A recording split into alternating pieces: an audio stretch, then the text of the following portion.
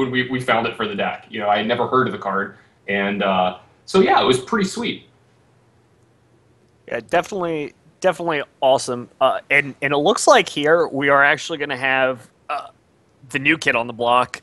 We're going to have some Eldrazi action, it looks like. Oh, yes, because anyone who's followed Magic lately, because look, I know I don't play as much Magic as I used to. I'm not, you know, in the tournament scene as much, but I do follow results. I do watch coverage a lot because, let's be honest, Magic's the best game in the world. And it just seemed like Eldrazi is winning everything. You know, at the Pro Tour, every round is Eldrazi. You're starting to see Eldrazi come out in Standard. I think it's going to have a big showing in Houston this weekend, but didn't it just win a Legacy event, too? It has won a couple random Legacy events here and there. If you pay attention to some of your local scenes, especially in New Jersey, there's been a lot of Eldrazi decks. Well, let's be real here for a second. Nobody pays attention to New Jersey. Well, I find that offensive. New Jersey is possibly the greatest state in the nation. Look, you know what? You're entitled to your opinion, however wrong it may be, but it's completely okay, Rudy. Wow, that is aggressive coming from someone who didn't like their state enough to live there anymore. Hey, I may be moving back at some point in time. Louisiana is a great state, Rudy. It's got better food than New Jersey and nicer people. You don't have to lie to me. The audience already knows. Like, who are you trying to convince? The lady don't protest too much. Yeah, but I'm really interested here in Rory, for those of you that are joining us again and have really been watching the stream for the last few weeks, thanks again for hanging out with us. But we see Rory here again, and Rory has just been playing red-green lands for the last few weeks, and we've seen him on camera a couple times already. Right, so red-green lands. So why don't you tell us a little bit about this deck? This is one of the ones that centers around Punishing Fire, right? Right, so someone who's lived in New Jersey almost my entire life, it's not, get out of here, we're done. But lands is really in a weird spot in Legacy. In a lot of different decks, you kind of have a game plan. You're either a control deck, or you can be a combo deck, or you could be a mid-range deck or an aggro deck. And red-green lands exists in this weird template because it's a combo control deck. Your goal is to control your opponent with Richard Imports and Wastelands and Punishing Fire and Tabernacle, and you have this Life the Loam engine so you can keep buying back all your lands. Cards like Exploration and Mana Bond for you to play more than one land in a turn. And you finish the game with Thespian Sage copying Dark Depths to create a 20/20 indestructible Merit Lage to just attack your opponent for one shot and one kill. And it's really interesting, this kind of deck, because it used to be a deck that killed you with Mishra's Factory. Mm-hmm. It would kill all of your lands with Crucible and Ghost Quarter and Wasteland, and then would attack you with the Mishra's Factory or Creeping Tar Pit when that came out, and would Academy Ruins artifacts on top of their library so they never decked out. Yeah, so like what Rudy was kind of alluding to here is the reason the deck is called lands is you generally have, what, about 47 lands in this deck? It's actually now about 30 or so. It's only 30? I was going to say, I've seen a lot of lists that have 40-plus lands in them. Yeah, there used to be an old list called 43 lands, and that used to actually play 43 lands. But the new versions of lands don't actually play that much. They're more focused on just getting a lot of value using and I can tell you now, if you give me 1 second, I can tell you exactly how many lands people are playing. All right, well, while Rudy's looking it up, it looks like Michael's going to be taking a mulligan here with this Eldrazi Stompy deck. You may be wondering why we're not talking too much about the Eldrazi Stompy deck, because we're not exactly sure which version Michael's going to be playing tonight. This deck is relatively new to the block. It's going to be having a lot of cards that are legal and standard in this deck, I have to believe. And it looks like he's going to get to use the new Scry rule here too as well after you mulligan. And I got to admit, it feels good to use that Scry rule in Legacy where all of your cards are so powerful. It's about 35 lands right now. Oh, okay. Only 35 lands in your deck, so your deck is over half of the lands. Right. So about half your deck is lands, and all your lands have a lot of utility. We'll see Rory play things like Rishon Import and Wasteland, and even Mazavith, which Rory does end up playing for his first turn here, which is going to be used to kind of control your opponent. Oh, two great starts from these players, too. Both players getting, what they want to be doing a lot in their first turn. Mazavith's going to be great against a deck that's labeled as Stompy. And Eldrazi Mimic, that card can do a lot of damage really fast out of this deck.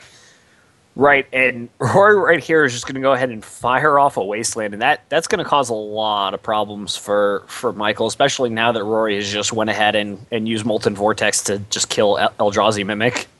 Yeah, no, Molten Vortex, this card is great. This is a 1 red mana enchantment that allows you to turn any land into your hand into a shock just by paying 1 red and discarding a land. So this card seems pretty good in a deck that's chock full of lands and has something like Life from the Loam. Right. In a lot of situations, a lot of people have been moving towards Blood Moon type effects, especially Miracles decks, in order to combat lands. And Molten Vortex plus Life from the Loam gives you a way to kill your opponent when you don't have access to Punishing Fire and Dark Depths. Yeah, now we do see a Wasteland in Michael's hand out of the Eldrazi deck. Now, this is a card that I feel that when you're playing against the deck lands, that it's like probably one of your best cards against them, but you have to be extremely smart with it and well-timed with it as well. Right, Rory's going to have cards like Crop Rotation in his deck, which is going to be able to allow him to get value off of Michael firing off his Wasteland a little too fast. Yeah, not only that, but you have to be careful which lands you kill. You need to kill, like, Tabernacle at Pendle Vale. You need to kill, you need to keep him from being able to combo out with Dark Depths. When is the right time to do this? And we see a lot of players kind of mess up this interaction or not understand it completely because, honestly, how often do you get to play against lands? You may play against it in a big tournament, but, who's the guy out there, hey, I need to practice for my Legacy event this week. You have lands so I can jam, 20 games against it. That just doesn't happen. Oh, and here we go. Here's the interaction that you spoke about, Rudy. It looks like there was a Wasteland from Michael, and Rory's going to respond with a Crop Rotation. This does not feel good. No, and what Michael's doing here is Michael went ahead and played Phyrexian Revoker. My guess here is that he's going to go ahead and name either Molten Vortex or Mox Diamond. Rory, aware of the fact that his opponent could play something like Mox Diamond, could name Mox Diamond with Phyrexian Revoker, went ahead and forced the Wasteland action from Michael in order to be able to get use out of his Crop Rotation. And for those of you unfamiliar with kind of what Rory was doing there, is he was tapping Maze of Ith and he tapped Dark Depths for mana, but those lands don't actually produce mana. So what Rory had in his graveyard was a card called Riftstone Portal. And what Riftstone Portal actually allows... Real quick clarification, Michael had Urborg in play. Oh, he did? Yeah. Yes. Okay, I thought he had Riftstone Portal, but thank you. Yep. All right. Well, Urborg is a great reason to be able to tap your lands. I missed that because of the glare. My apologies. But Riftstone Portal is actually in the lands deck for that reason. So it's something you can dredge over with your Life from the Loam and then be able to use your cards like Maze of Ith, Tabernacle, and Dark Depths in order to create mana. Yeah, absolutely. And we saw the interaction that you talked about. Michael tried to Wasteland. There was a Crop Rotation in response. It went and got Thespian stage, paired with Dark Depths that allows you to make a 20/20 indestructible token. And Michael had just, seen enough. I think that was one of the better draws that we could see out of Rory's deck right there, right? I mean, we saw a great turn one from both of them, but Rory's deck just fired on all cylinders. Plus, you saw him understand the interaction of his own deck a little bit better than Michael, obviously, since, he gets to play with it, but Crop Rotation just seems to get so much value in Legacy. Right. Rory kind of backed Michael into a corner. He said, here you go. I need you to use your Wasteland now or lose it. And Michael had no choice. He had to fire it off and unfortunately put him in a situation where he couldn't do anything. And Rory was able to take that game. You didn't even give him time to get the Jerry Thompson token into play. I mean, it kind of feels bad, man. I would like to at least see Jerry make an appearance on the stream for just a second. And let's get... I think Rory's the kind of guy who would have his own token for it, right? Like, some self-made art, or like maybe from one of the artists, that shows up at big events. I'm not 100% sure, but I believe Rory has an RK Post Merit Lage. Oh, okay, sweet. Yeah, that's the new token series that I've seen a lot lately. RK Post made a bunch of these black and white tokens for versions of cards that make tokens in Magic the Gathering, and they're really well done and look great. Right. Well, when you're a great artist, I would definitely go ahead and make my own tokens if I was. So I really like a lot of RK's work. One of the pieces that I always think about when I think about RK Post is actually Icarid. Mm-hmm. Why in particular did you play Dredge a good bit? I don't, but I never realized that was him. When I first met him, he had Icarid. He was signing someone's Icarid, and I made that connection that he was the person that drew that. And since then, I've always I've always just kind of associated with him because that was the first time I met him. Right. And so we're seeing Michael take an opening hand here, and the name of the card is escaping me, but there's the new Eldrazi spell that is a lot like Nameless Inversion, it appears, in his opening hand, and I'm wondering why that is still in his deck. If there's something he knows about Rory's deck, or is there a card that he's worried about coming out of Rory's deck that he needs that removal spell for? It's possible. A lot of lands type decks every once in a while play cards like Dark Confidant in the sideboard. Right. And so he might be concerned about that just interaction. And Rory here is off to a great start. He discarded a Riftstone Portal off of his Mox Diamond and was able to play a Life from the Loam, so he's able to get that engine going quick. Wait, is that good? Yeah, Warping Whale, there we go. And this looks like a turn 2 Thought Knot Seer, so Michael's got a much better opener this game. Right, and Michael's turn 1 Chalice here is going to bite him just a little bit because he doesn't have any great targets here to hit off Rory. Yeah, well, I mean, I think this is something you're excited to see. You know, oh yeah, like all the cards that I take out of his hand are stopped by Chalice. It sucks that I don't get any value off my Thought Knots here, except for I get this 4/4 into play, and I see that my opponent's hand is bad. But how do you think he's going to have to do against this Tabernacle here? Now, fortunately, because Michael's playing stuff like City of Traders and Ancient Tomb, he's probably always going to have a good mana source just in general to be able to save all his guys. But if Michael were to play something like Eye of Ugin, that might be an issue for him because Eye of Ugin actually doesn't tap for any mana on its own. It just makes all the Eldrazi cheaper. So if Rory finds a Wasteland here and Wastelands Michael off of an Eldrazi temple, he's going to find himself in a lot of trouble really quickly. Well, it looks like he's going to have to find it fast. And Michael, I believe that was a Wasteland that he played. There's a little bit of glare in here. It looks like it might be the DCI Wastelands that are foil. Some of us are fortunate enough to have the really expensive versions of the expensive cards in Legacy. But yeah, he doesn't need to fire off this Wasteland just yet. Rory's not actually doing anything, and he's under a pretty quick clock. Yeah, Thought Knot Seer hits really hard. 4 damage a turn is no joke. At minimum, Rory only has 4 turns left. All right, so I have a question for you, Rudy. Do you think Michael's deck contains any creature in it that is not standard legal? Besides Phyrexian Revoker. Besides Phyrexian Revoker? Ooh. I do not think Michael does. I think all he has is Phyrexian Revoker. Yeah, and I mean, people complain all the time about new sets that come out of Magic. Oh, they're not that impactful. They don't impact Modern that much. They don't impact Legacy that much. I think if that was the goal that Wizards had with their latest set, they hit a home run. For sure.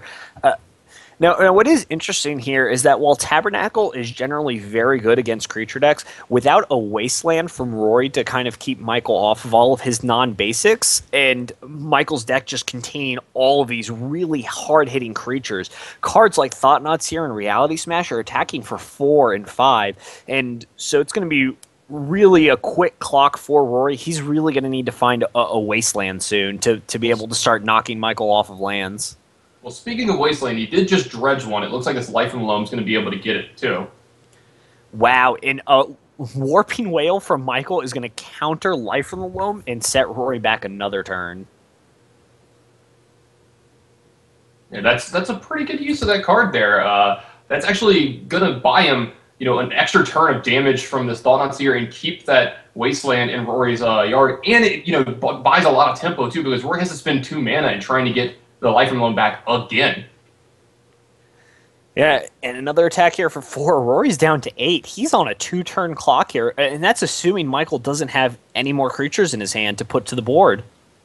Yeah, and is that a Phyrexian Revoker I saw Michael say? Maybe that's something you could possibly just play and just get the clock to be a little bit faster, because, there's a chance you might lose one of your creatures here, and you might need to just get quicker. Oh, no, it looks like it was another Warping Whale. That's going to be insane in this here. That might actually just be the game.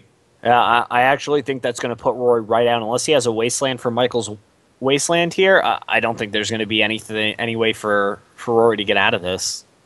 I mean, we've seen 2 dominating games from the decks here. Game 1, easily into Rory's favor. Game 2, it looks just going to be like a steamroll here from Michael. Maybe we could have a little more of an interactive game here in Game 2. But, I mean, the real thing was this Chalice for 1 in this game from Michael just kept Rory from playing any spells. Right, and that's the unfortunate part is even though and a third warping whale from Michael is just going to end this. Yeah, the 3 times warping whale on the same life from Loam is going to clinch this game for Michael. Let him just attack 5 times with the Thought Knots here. This is weird to me, Rudy. We're seeing a 4/4 for technically 4 mana, and a 5/5, I assume Reality Smasher's in this deck, and a 5/5 for technically 5 mana. Be good in Legacy. What's going on? And what's interesting here is that Michael's deck has a bunch of just soul lands. And normally when you look at general mud-type strategies in Legacy, they just have 4 Ancient Tomb, and they have 4 City of Traders, and they have to play cards like Grim Monolith and cards like Metalworker in order to really power out some of these more expensive threats that they have. But Michael here in his deck, he has 4 Eldrazi Temple. He has 4 Eye of Ugin. So he doesn't just have 8 lands that tap for 2 mana. He has 16. Yeah, I was going to say, you normally see 8 lands that tap for 2, but he's got 16. He's got... How many versions of Soul Ring does he have in his deck? I mean, he's got just so many of them. You know, right. that card is not allowed in Legacy, so you're seeing the power of these cards and the synergy of these colorless creatures, and it's just unbelievable how good this deck is. I mean, we saw this happening in Modern, and I just don't think that's fair. You can't have that many Soul Ring lands in Modern be legal. Do you think we're going to see some kind of emergency ban anytime soon? I don't think we're going to see one. Aaron Forsythe tweeted that there's not going to be any emergency banning, but he said they are definitely looking into it, and he'll definitely have an answer come April. Yeah, you know, they say that, but I have to believe that, let's say, you know, I think it's Detroit is happening in, what, 2 weeks? And it's a Modern Grand Prix? Correct. Right? Let's say half of the top 8 is Eldrazi. You know, and then a very big portion of day 2 is Eldrazi, which, you know, we're seeing staggering numbers come out of the Open last weekend. I think it was like 60% was Eldrazi. It was 48% on day 2. It's 48%. Okay, I heard it was over 50% originally. I think the original number I heard was like 58, 59%. But, I mean, I think that's unhealthy for the game, right? That you're favored to play against the same deck every round. I mean, they did some pretty quick bannings of Ravager Affinity when it was in Standard. I mean, it took them a little while, but I mean, that was 10 years ago, so hopefully they're going to be a little quicker. I got to believe we might see something after Detroit. Well, yeah, after Detroit, we might see something for sure. I'm not sure if there are any large Legacy event or large Modern events, after Detroit, but because Detroit weekend is actually a triple GP weekend, and they're all Modern. Right. So, I mean, we're going to see a lot of Eldrazi that weekend. I mean, there's also the chance that we just find the answer that weekend, too. You know, that, we see Merfolk come out of nowhere and start crushing it. You know, that was a lot of people's idea as one of the answers in Modern. And that would actually be good to keep, you know, the cards from getting banned. But if you see this same kind of stuff, like 50% of the decks are Eldrazi, I think something just has to be done. Yeah, it's certainly getting to a point where it is gone very far, very quickly, and it's a kill or be killed world. And in this case, kill is play Eldrazi, and to be killed is to play a not Eldrazi deck. Right. It looks like we have a mulligan to 5 from Rory here. You know, he did keep his Scry on top, and he has a turn 1 expiration to play an extra land, though it is just a Thespian stage for now. But that card is pretty threatening, even on the board by itself with no good targets yet. And I gotta ask you, how well does the lands deck mulligan? It mulligans pretty well for the most part, since it does end up playing from its graveyard for the most part as an extension of its hand. Mulligans can generally be undone very quickly. What Michael really has to look out for here from Rory is Rory going Dark Depths and a land that taps for mana. And, well, Tabernacle's going to do a pretty good job here of stifling Michael's growth here, but he does have a turn 1, 2-1, and it looks like, oh wow, we're going to have a crop rotation right here, right now. Is this going to be for a Wasteland? It's either going to be for a Wasteland or it's going to be for a Dark Depths. And if it is for a Dark Depths, Rory can just go ahead and make a 20/20 right now, I believe, with Riftstone Portal in his graveyard. He can actually tap Tabernacle for mana, and with the 1 mana he has floating from Riftstone Portal, he'll be able to use Stage to copy Depths and just put a 20/20 into play and say, here you go, Michael, deal with this. Now, is that something you're interested in doing now? You can see him looking at Dark Depths, and I gotta believe he's thinking about what all the answers would be out of Michael's deck, and honestly, I can't come up with many that he would have. Yeah, as far as colorless spells go, I don't think there is something here for Michael to bounce. So let's see what Rory does, and we'll see how Michael responds. And it looks like Michael has some soul lands in his hand and a surgical extraction. Yeah, I think Michael might just be cold to this 2020. Look, there you go. There's the RK Post token. We got the right read on Rory here, it looks like. And this looks like this might be a turn 2 win after a mulligan to 5. Is it Legacy great?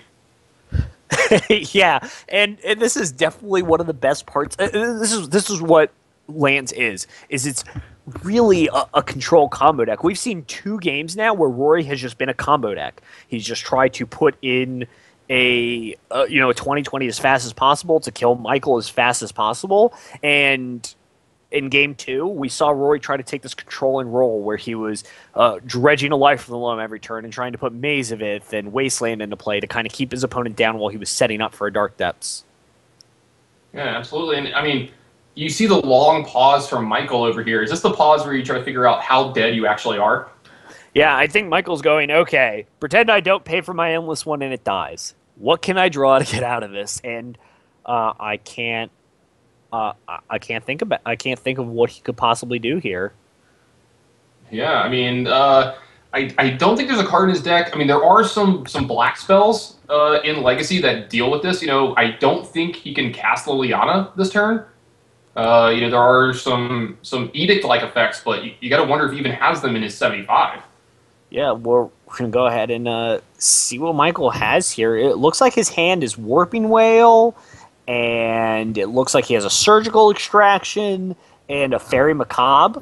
So it looks like he was prepared for Rory playing a long game, but it doesn't look like he has any answers to Rory just putting the 2020 into play and passing. Yeah, it looks like this is going to just actually be a turn 2 scoop. I mean, a turn 2 win here from Rory. And the more I think about it, I really like Michael's hand in the way that this game plays, if it plays out like it did in game 2. But we saw Rory understand his matchup really well here and just go for the 2020 as fast as possible. What a mulligan to 5.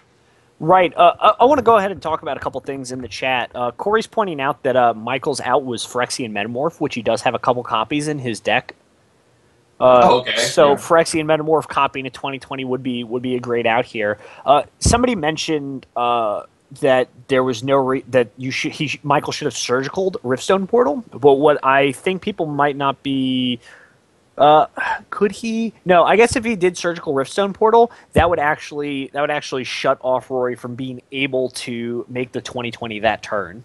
Yeah, I still think that's not a play you make unless you're worried about him making the 2020 exactly that turn, because Surgical is probably one of your best cards in the matchup. If you can hit something like Life from the Loam early, especially against a Mull to 5, you're thinking about it from Michael's seat, right? How do I lose here when my opponent mulligans to 5 and I have a decent opener? Probably involves some Life from the Loam shenanigans so he can unmulligan himself. And so you just have the Surgical to hit the Life from the Loam, and then the game is academic from there. So, maybe it's a case of tunnel vision and thinking about it that way instead of thinking about what's the best possible my opponent can do here. Right, and the other thing to consider is if Michael goes ahead and blows his Surgical Extraction on Life from the Loam, Rory just gets a Wasteland, wastes Michael off of a land, and if Rory draws a Life from the Loam after that, Michael's kind of naked to it. And yeah, I mean, this is the problem that we were alluding to earlier. You're not sure if you're not sure all the lines that the lands deck can take. How do you play optimally against it? And this is a hard deck to just get in games against. Right. It's definitely tough to know when to move. A good lands player knows to play around a lot of cards like Surgical and Fairy Macabre. So. It's definitely yeah, and that is a good point. Rory didn't actually need the mana, I believe. I think he was actually fine with Riftstone Portal because Riftstone Portal floated a mana, and then Tabernacle floats for a green mana in response to the Surgical, and then Rory puts Dark Depths into play and copies it. Yeah, that's what I figured too. I thought maybe I missed something, but I was actually thinking, when does he have time to actually surgical extraction and have to be relevant here? Right, in response to crop rotation, but even then, it doesn't actually do Right. anything. So even if he does, he still has the right amount of mana to have stage become a copy of depth. So surgically out Riftstone Portal wouldn't have done anything more than allow Michael to see Rory's deck. Yeah, absolutely. And you know what? It looks like we're going to have another match come in here. And it looks like it's going to be Death and Taxes versus End. That's ad nauseum tendrils for anybody who's not familiar with the acronym at home. What do you think of this matchup, Rudy? I think it's favored for ad nauseum tendrils against a deck like Death and Taxes, but Death and Taxes certainly has a lot of starts that put ad nauseum tendrils in a really bad spot. If Frank, I believe Frank is here playing Death and Taxes, if Frank goes ahead and has a turn 2 Talia and then to a turn 3 Ethersworn Canonist, that could really put Scott really far back to the point where he might not be able to race whatever Frank's doing. Yeah, I think you hit the nail right on the head for me there. I think it's all in the back of the start that Death and Taxes deck has. I mean, there are starts of that deck that in this matchup the Ant deck just can't win, but he needs to find those. He needs multiple. It's not just like one card shuts this down. He needs to have a threat that slows him down, adds some power to the board, and doesn't give Scott all the time in the world to find either his answer or just find enough mana to get around everything. And I think it's all the pressure is on Frank on this side of the matchup. And we got some pretty sweet playmats coming in here, too. We certainly do. One other thing to point out is that depending on how familiar with Scott's going to be with ad nauseum tendrils, there's a good chance that if Scott tries to keep a hand prepared for Talia and Ethersworn Canonist, and Frank only has one of those two, he might find himself in a little bit of trouble. He might have all these answers, but none of the prescribed amount of spells he needs to create a lethal storm count. Yeah, that's what a lot of people talk about. I think you just made a good point about when you're sideboarding with these combo decks and you're sideboarding in against the hate that you expect to play against in this matchup. How much do you sideboard? Because every single card that you add, you're taking out another card most of the time, and you're taking out pieces of your combo. So you start to dilute your deck. So, and I know you've been a combo player before in your life and played decks like that where you need to heavily sideboard against the hate that someone's bringing in against you, and it's a fine line to walk, right? Right. It's certainly this careful little dance that you're doing, trying to make sure that whatever you sideboard in isn't going to be too much to the point where you don't have what you need to win the game, but you sideboard in enough that you're able to answer what your opponent's doing. I played Omniscience for a long time when Dig Through Time was legal in the format. I felt like that was the best deck in the format, and for Dig Through Time couldn't be bad. So I played the Omniscience deck a lot, and you had this really fine line between, okay, do I board in my Lightning Bolts, or do I keep them in my sideboard so I can Cunning Wish for them? What do I really want to board in here, and what can I afford to board in, and what kind of situations am I going to want this? Do you board in both your Lightning Bolts, for example, or do you keep one in the board so you can wish for it? And do you really want to waste a wish on Bolt? So there's a lot of these decision trees that go real far out of all these different situations that you can happen, and to figure out, all right, how can I do this? How can I win? Yeah, see, I don't want to make those kinds of decisions. I want my opponent to have to make those. That's why I just like attacking for 3 and then dazing whatever spell you play. That's why I play Legacy the way I do. Yeah, it certainly makes sense. I prefer 3 color strategies that take forever to do anything. Oh yeah, that's definitely the Rudy bricks away in every format. But it looks like we're going to be going into Game 3 with these guys as well. And speaking of those 3 color strategies, I think one of your spirit animals is on the board right now in Deathrite Shaman. Oh, certainly. Deathrite Shaman helps you fuel a lot of decks to let you play more than one color. Deathrite Shaman may or may not have helped me play 4 colors in Legacy pretty easily before. Now, it looks like we got a 7 keep on both sides, so both players are happy with their opening hands. This is Game 3, so they know what they're playing against and what they're looking for. And I didn't get a full look at Scott's hand, but boy, some of the cards I did see look good. It looked like he had a Lotus Petal, a Cabal Ritual. We could be seeing him go off very soon. Right, and wow, I'm impressed here. Frank has a Leonin Arbiter in his deck, which I love that card. Great against ad nauseum tendrils. A deck that really only has a few real lands. They have a ton of fetch lands in the deck. Now, Rudy, I want to point out something real quick before we go any further. Now, we did just get the Eldrazi deck on stream, and it's gone, but the Eldrazi are making another appearance here. That's an Eldrazi Displacer. Oh yeah, I don't know if I don't know if anybody actually is friends with me on Facebook, but I actually made a post yesterday. Wait, you have friends? I do. Sorry. I have several hundred according to Facebook.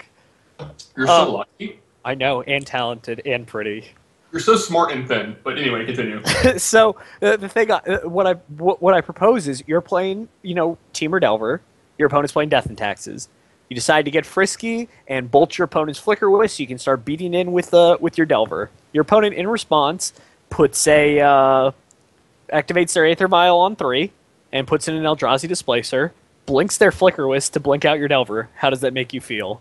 I think I would just flip the table, honestly, and just get up and never play Magic ever again. And speaking of wanting to flip the table, is that a Dread of Night? Oh, that is a Dread of Night out of Scott's deck. Scott here has been familiar with Death and Taxes in his area, and he's decided, I don't really want to lose this matchup. I want to have an answer for Talia, and Dread of Night is the best answer that you can come up with. Okay. For those who don't know, it's a 1 black enchantment. White creatures get -1/-1. They just don't make the color hosers like they used to, Rudy. Back in my day when I first started playing Magic in like '95, we had to deal with cards like this, and it was not fun. Oh, I'm sure it wasn't. I started playing in a format where cards got banned in Standard after a long time of not happening. Oh, yeah, I mean, when I took a huge break from the game, I definitely came back right around Mirrodin, and having to play in Skull Clamp and Ravager Affinity days of Standard, this feels a lot like that to me, like we're going back into that thing. Now, back into the game, I love that Frank played the Leonin Arbiter upside down, like, here's this weird card, you can read it, and Scott's immediately like, yeah, I know what this one does. He's like, I'm aware. I've been hampered by this card before, and it looks like Scott has a fetch land in play, and he can't really do anything here. Yeah, he actually has another fetch land in his hand, too, as well. So this Arbiter, while only being a 1/1 now, it's not the clock that it was. It's cut completely in half by Dread of Night, is actually doing a lot to slow down Scott. Yeah, and Frank here is going to go ahead and play a second Leonin Arbiter. Those are actually going to stack here. So if Scott wants to crack his Misty Rainforest, he's going to have to pay 4. Yeah, so that's just not happening this game. I mean, how often do you see the Ant player Dark Ritual into Dark Ritual, pay to crack my fetch? That doesn't seem like a play that could actually just be a winning play line here. Now, he does find a swamp, so maybe he doesn't need this fetch. This deck can definitely go off with just 2 lands that produce mana. Wow, and Scott here went ahead and pulled Massacre to the front of his hand. He knows that he has a little bit of time here with Leonin Arbiter only being 1/1, and he's just waiting for Frank to commit himself to the board just a little more so he can try and get a lot of value out of his Massacre before he decides to try and combo off. Yeah, now, he does have a lot of time because Frank's not beating him down, but if I were Frank, I'd be very tempted to just attack for 2 and use my port here to port the Underground Sea. And, just depending on what the threats are that I have left in my hand, I mean, getting him down to 1 mana a turn seems pretty good right now, but do you feel you need to add another threat to the board because of Dread of Night if you're Frank? No, I think at this point what I'm really looking for is I'm looking for a wasteland. I really want to waste Scott's Underground Sea and go ahead and tapping that swamp and force Scott to have something. Yeah, I 100% agree with you. It's like, if you're Scott, do you just do this so you can start using your Misty Rainforest as well? I think you're going to wait to see Scott use it the turn that he's going to go off, because he could kill the Leonin Arbiters, then he can start to use his fetch lands during that turn, plus it adds to his storm count with Massacre, so it's doing multiple things on multiple fronts. So I do like Scott being very patient here. Right, and what something else to note is because this is Game 3, there's a good chance that Frank has already seen Scott play Massacre, and so he's prepared for that, and he's just going to try to play around it. Also, I believe this is an end-of-turn Brainstorm. And this is actually an upkeep Brainstorm. I believe Frank went ahead and ported the Underground Sea. Oh, so he Brainstormed in response. So I think there's a chance that Scott tries to go off here right now. If you're going to do something like Brainstorm in response here, I got to believe there's at least, you're thinking about the chance that you could go off this turn. Well, I'm seeing a Lotus Petal. I'm seeing an Infernal Tutor. I'm seeing a Lion's Eye Diamond. What I don't see is a Dark Ritual or a Cabal Ritual, and I think Scott's going to need either one of those to really go ahead and get going here. Yeah, I thought I saw a Cabal Ritual earlier, but again, I try not to spectate on hands where I'm not exactly sure what's going on in them. I know it could have been the Dread of Night. Those artworks are actually pretty similar when you see them right next to each other. Right. It looks like Scott has a bunch of stuff going on, and he's pulled the Massacre to the front again. It looks like he had 3 Lotus Petals and a Lyons Eye Diamond. So, wow, that's a lot of free spells. Yeah, it certainly is. It looks like Scott's going to go ahead and tank here. He's going to do some counting, see if he has the necessary storm count to be able to kill Frank, counting what his outs are for an ad nauseum, or seeing if potentially a passive flames could be good enough. It looks like we're going to see Scott go here. Here comes out the die to start counting the spells this turn, and looks like we have a reader. Frank, yeah, that card destroys you. That's all you need to know. And Scott here is going to just go ahead and get a lot of value here, and it looks like Scott's going to go ahead for the kill. Yeah, I mean, you're getting your Brainstorm off of the port. You get to Massacre away the 2 Leonin Arbiters. So your Storm count is already at 2. You're already practically halfway there to kill Frank. I know Frank's at 20. You need to get 10, but the other spells are easy. You've got 3 to 4 spells in your hands that are free. So going off here, I think it's just academic if he has all the pieces. Yeah, a Gataxian Probe here. Well, let me see what you got. Do you have a Mind Break Trap?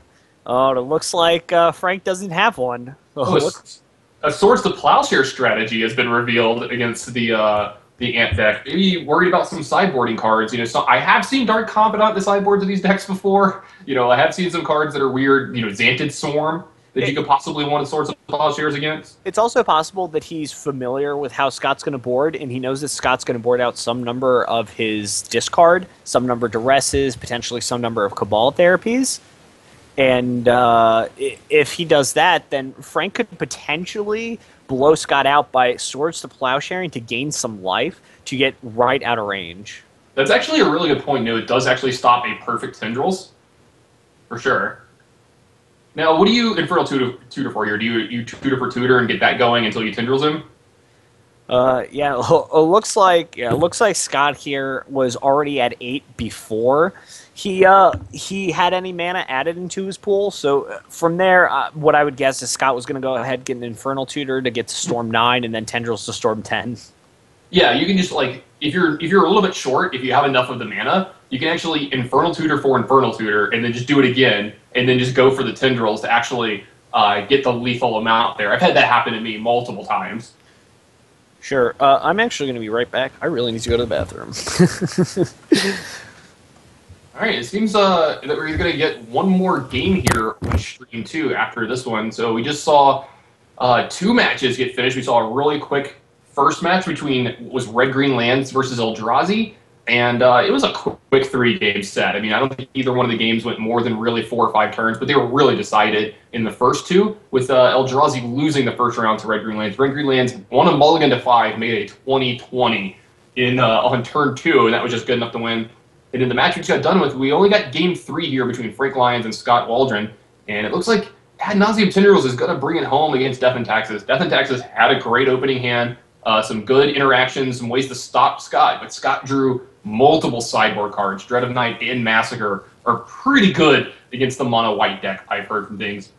And my co-caster Rudy Bricks will be just back in just a second, guys. And it looks like I think we're going to have another match, too, so we've seen 4 pretty unique decks so far, so I'm pretty interested in seeing what else we've got going on here at Games and Stuff's Legacy event here tonight. So I'm pretty excited to see, I want to see some Delver variants. I want to see some Miracles at some point in time, even though that is a sleep-inducing deck. We'll have to see if somebody brings that one as well. I'm of the belief that Sensei's Divine Top should definitely be banned, but I think we're going to disagree there. Yeah. Oh yeah. I know you have a different opinion than I do. Yeah, it's weird because although Sensei's Divining Top is certainly a card that does add a lot of time to every round, there are a lot of people it's mostly because of unfamiliarity, I believe. There's a lot of people who are just unfamiliar with what they're doing, especially in a format like Legacy, and so they keep running through all of their options over and over again. You'll see a lot of people who are really unfamiliar with the deck tap, look at the top 3 cards, pass their opponent, and then they'll go ahead and their opponent will be like, go, and they'll be like, oh, wait, tap, let me look at the top 3 cards again, oh wait, they're exactly the same. I just looked at these. And that kind of situation comes up a lot where people just also forget what's on top of their library. A lot of actions are moving in the game, and there are a lot of different things to pay attention to. So sometimes people just kind of forget what's going on and take a lot of time to remember what's going on. See, I feel that if you're going to play a deck that has Sensei's Divining Top in it, there should be a test that you have to take before the tournament starts to prove that you are adequate enough at using the card in a timely manner to be allowed to use it in the tournament. It should be like a driver's test. You know, you have to like prove that you can drive a car before you get your license. You should prove that you know how to spin a top before you're allowed to use it in an actual tournament. That's certainly true. Clock management is definitely a thing, and a lot of people who like to play control decks also play really slowly. So playing a deck like Miracles or Control, where you generally don't have very many win conditions and you're already a slow player, leads to a lot of situations where you don't get to finish your match. Oh, I 100% agree with you. You know, Joe Lossett comes to mind. He's a very deliberate player with whatever deck he plays with. You know, I've seen him play an aggro strategy, and he's still, you know, very deliberate. Nothing wrong with that, but, you know, the guy, you know, these 16-round tournaments and 14-round tournaments, he always has, you know, 1 to 2 unintentional draws in all these, and I just don't know if, like, you should just be allowed to have that happen every tournament, you know, but there's nothing holding these people accountable for it, and I think that's a small problem within Magic. I'm definitely. I'm sorry. Go ahead. No, I was going to say it's kind of like, you know, every time I watch coverage of Standard, they talk about how there's so many fetch lands going on and like what exact land you get, and it adds so much extra time to the matches that you're seeing. At first, you were seeing a lot of matches not finished, and it just feels like what's going on in Legacy when you have Top going on. Yeah, there's certainly more to Legacy, especially because since a card like Sensei's Dividing Top and all these fetch lands are legal, so it certainly adds some time. But Legacy is a format that people enter with the knowledge that this might be a very heavy tournament, very interesting games where you have to pay attention to a lot of details, and so people tend to take a lot more time in a format like Legacy. And it's similar to Modern too. Whereas like something like Standard moves a little bit faster than these other two formats, where like Modern and Legacy, people tend to take their time a little bit more than they would in Standard. And, you know, we can kind of see that happen a lot, especially and when you have cards like Sensei's Divining Top or Sylvan Library, or Brainstorm or Ponder or any of these other spells where you have a ton of decision trees, that people tend to move a lot slower. No, that's a perfectly good, I mean, that's a really good point, but I want to talk to you about the matchup that we've got going on the screen right now. The old school notebook versus the new school notebook.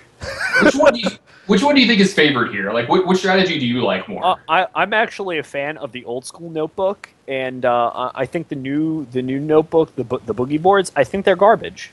You think they're garbage? See, I'm an old school guy as well. You know, I'm definitely a hipster when it comes to stuff. Just give me pen and paper any day, and I'll be fine with these tournaments. But I could see the draw to this kind of deck as well. I mean, it's efficient. You don't have to go to the garbage can. It's a little more green than the other ones are. Maybe you're worried about your carbon footprint kind of thing, you know? So it's a good strategy. Maybe we should try it out in the future. That's true, but the one thing to consider is you can't really erase anything that's going on.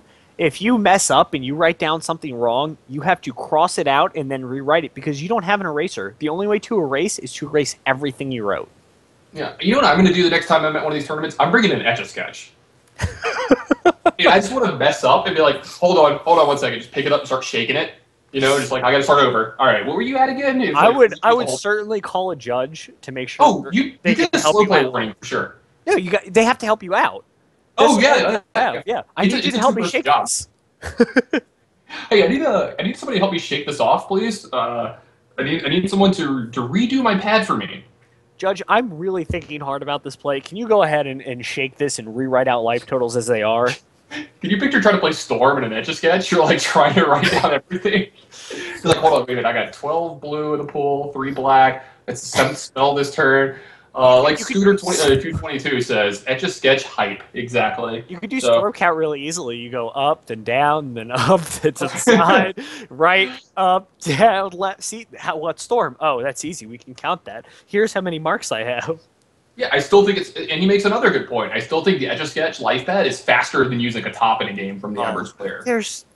That just doesn't even make sense. That's just not even a reasonable statement. Rudy, you're just wrong. See, I played it when it was in standard and had to play against it. And do you remember the Pro Tour, the first Pro Tour that it was legal at for Constructed? They had to extend the rounds.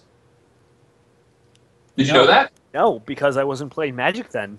Oh, because I'm really old. I'm really old. And I was competitive in the Kamigawa set. In fact, that was like the first Pro Tours I went to, was started in Kamigawa. And they actually extended the Pro Tour to give us more time because they knew that there were so many divining tops around, and we just weren't going to have time to finish all our rounds. Yeah, I don't know. I think people should just play faster. I think slow play warnings should certainly be given out a little more aggressively. I definitely agree with you, and it's funny that I do because I'm definitely more of a deliberate player than you are. You're definitely a faster player than I am on average, and I think it's because of your familiarity with the game a little more than mine recently. I think I do play at a very good pace when I'm very familiar with my deck. And I think that, like you said, people are one extreme or the other too much, and we definitely should start, policing this definitely more. Yeah, there's a good idea that I heard from, I can't remember what judge it was, so I don't want to go ahead and start naming judges and be wrong and get someone upset, but I heard this idea from a judge, and it was really interesting. It's every time you turn in a match slip at 50 minutes or over, you get a warning. At 50 minutes and 1 second, you get a warning if you turn in your match slip. And those warnings add up, and that's a slow play warning. And every time you turn in a slip and you get a warning, then eventually it gets upgraded and you get a game loss, and then you get a DQ for slow play. Yeah. And I think that's a good way to kind of encourage people to play faster, because it's okay, well, if I don't play fast enough or I don't encourage my opponent to play fast enough, we're going to get warnings.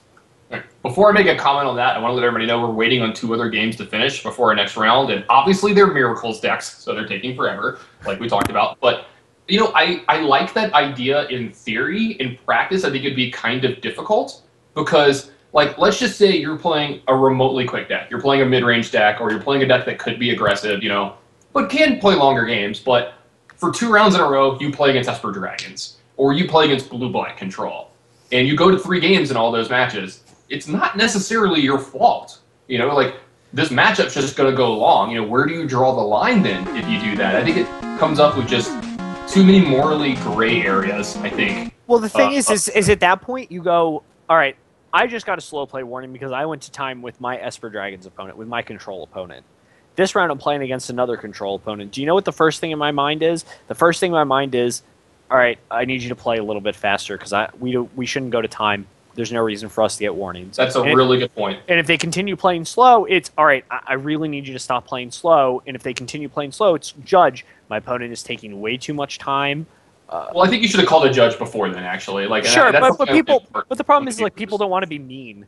And I understand that. I don't want people to feel like they have to, be mean or pressure their opponents. I mean, it's obviously not a way to garner any favors with anyone. But it's certainly, hey, I need you to make a play.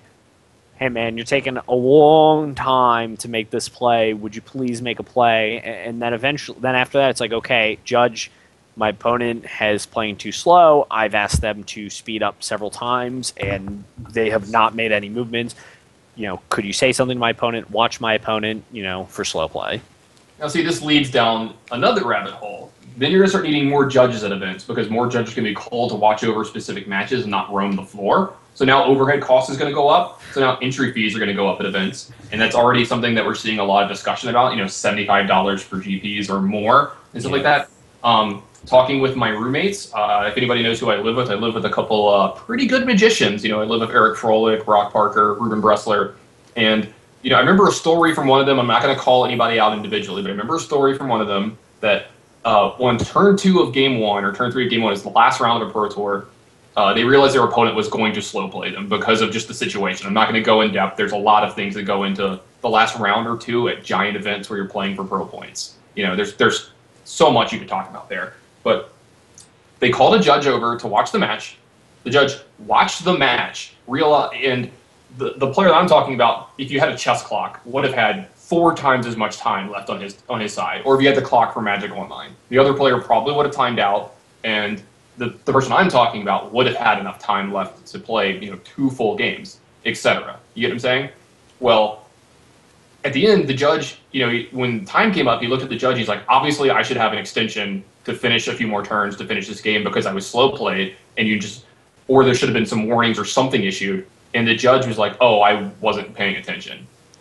I didn't realize. I thought you were just wanted me here to make sure nothing was said or no cheating was going on or whatever. And he's just like, no, I called you over saying he was slow playing. So you actually need judges who are educated on this specific thing as well. What to look for, how to enforce it, how heavily you enforce it. So I think all these ideas are great in theory. Execution of them is going to be very difficult.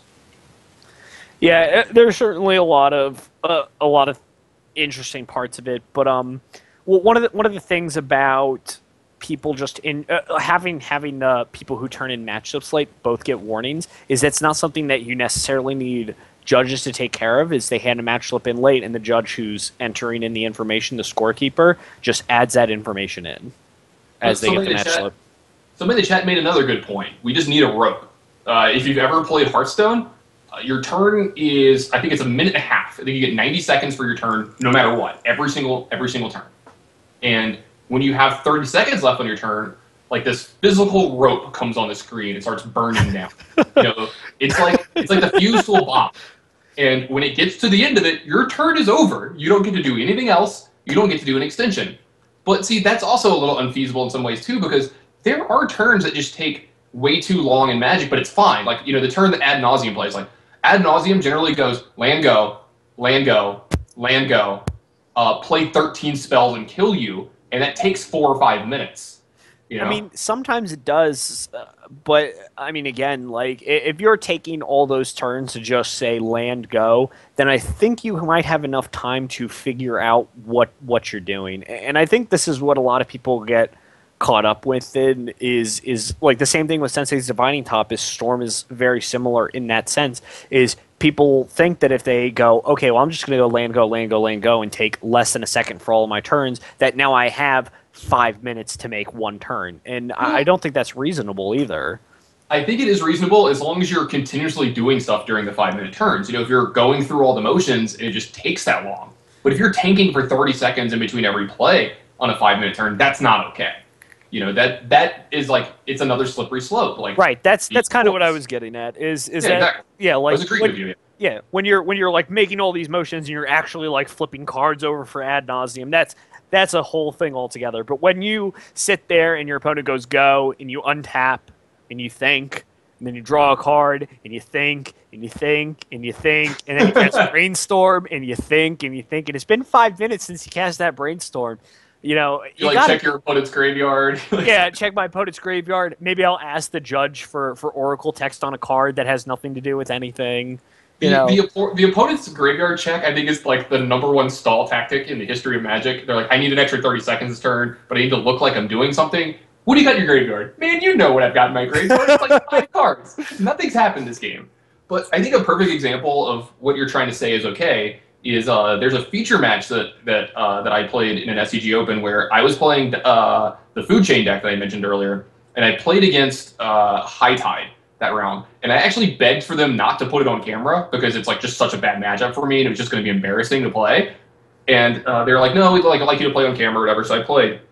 And I actually made 3 games of this match, which is I think that's a win in the book. I should get a 1.5 or at least a point for that because it's just such a bad matchup. But anyway, during the match, we went over time. I think our match was 55 minutes long. The video is actually really long if you go watch it. But I probably had priority for 7 minutes during the match out of the 55 minutes. But I was completely okay with it. I never complained about that and never thought anything was malicious or bad. It's just that deck takes so long to physically go through everything, And I thought my opponent played at a very reasonable pace. It's just in one of the games, he had to go off in one of the funky ways where he has to redraw his deck multiple times, because he just couldn't find his 1-of that he needed, and he never found a merchant scroll. So he had to actually go through the physical stuff of drawing 20 to 30 cards in turn, having that not work, and then time spiraling again.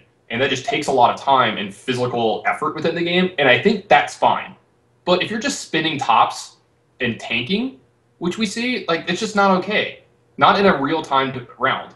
I think in a top 8, untimed rounds, it's a little more okay for you to take a couple extra seconds. You know, that's a whole nother discussion about, like, the speed of play in untimed rounds. But when you both are sharing a 50-minute clock, you have to be responsible in your own play because you're representing 2 people in everything that you do. Yeah, I definitely agree with all of that.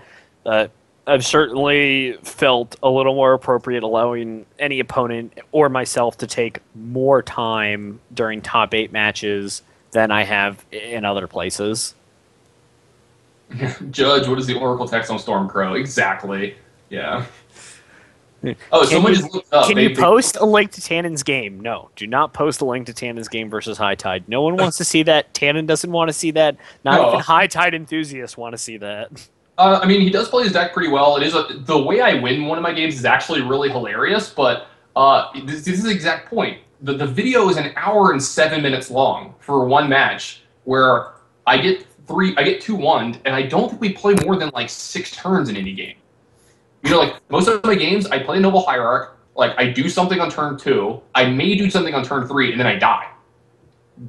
Because my opponent knows what deck I'm playing. It sucks that he knows what deck I'm playing in game 1 because he sat next to me the round before, and just knows that he's like, oh, you just have, like, a couple Force of Wills, good luck. And I'm like, yeah, I just can't do anything.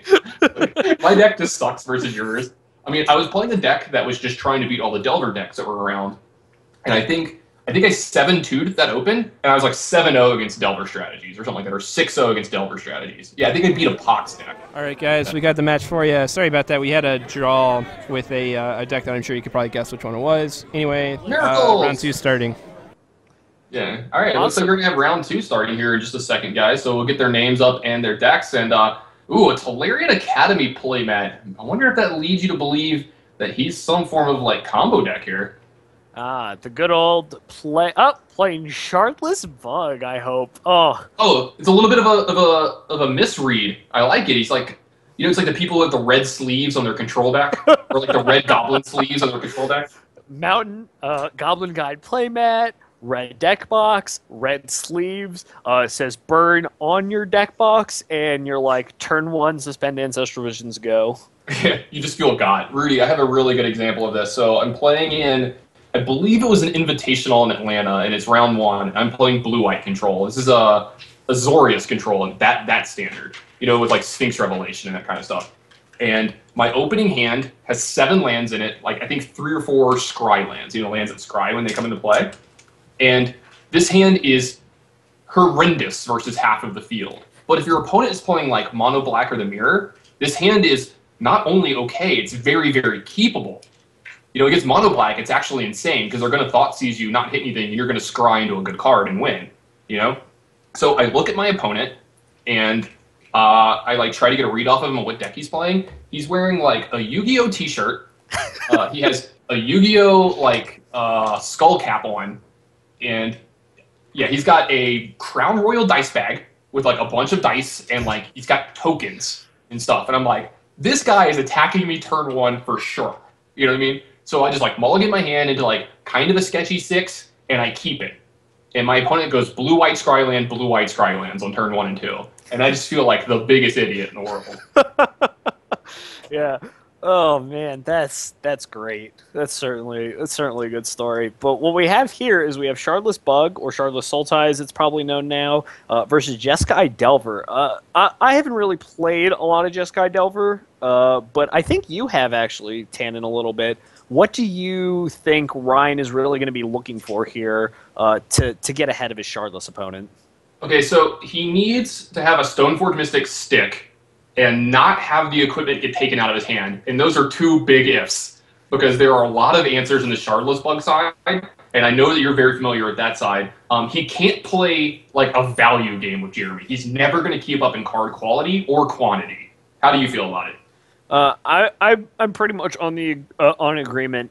As somebody who's played a lot of Shardless Sultai in the past, you are certainly a mid-range deck.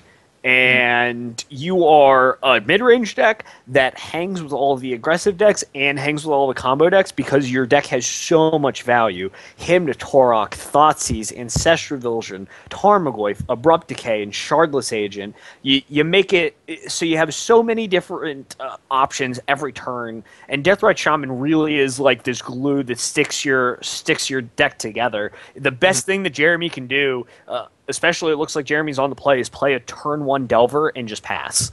And that just is one of the best starts that you can have. It allows you to do so many more options every turn, and it really lets you get really far ahead of your opponent.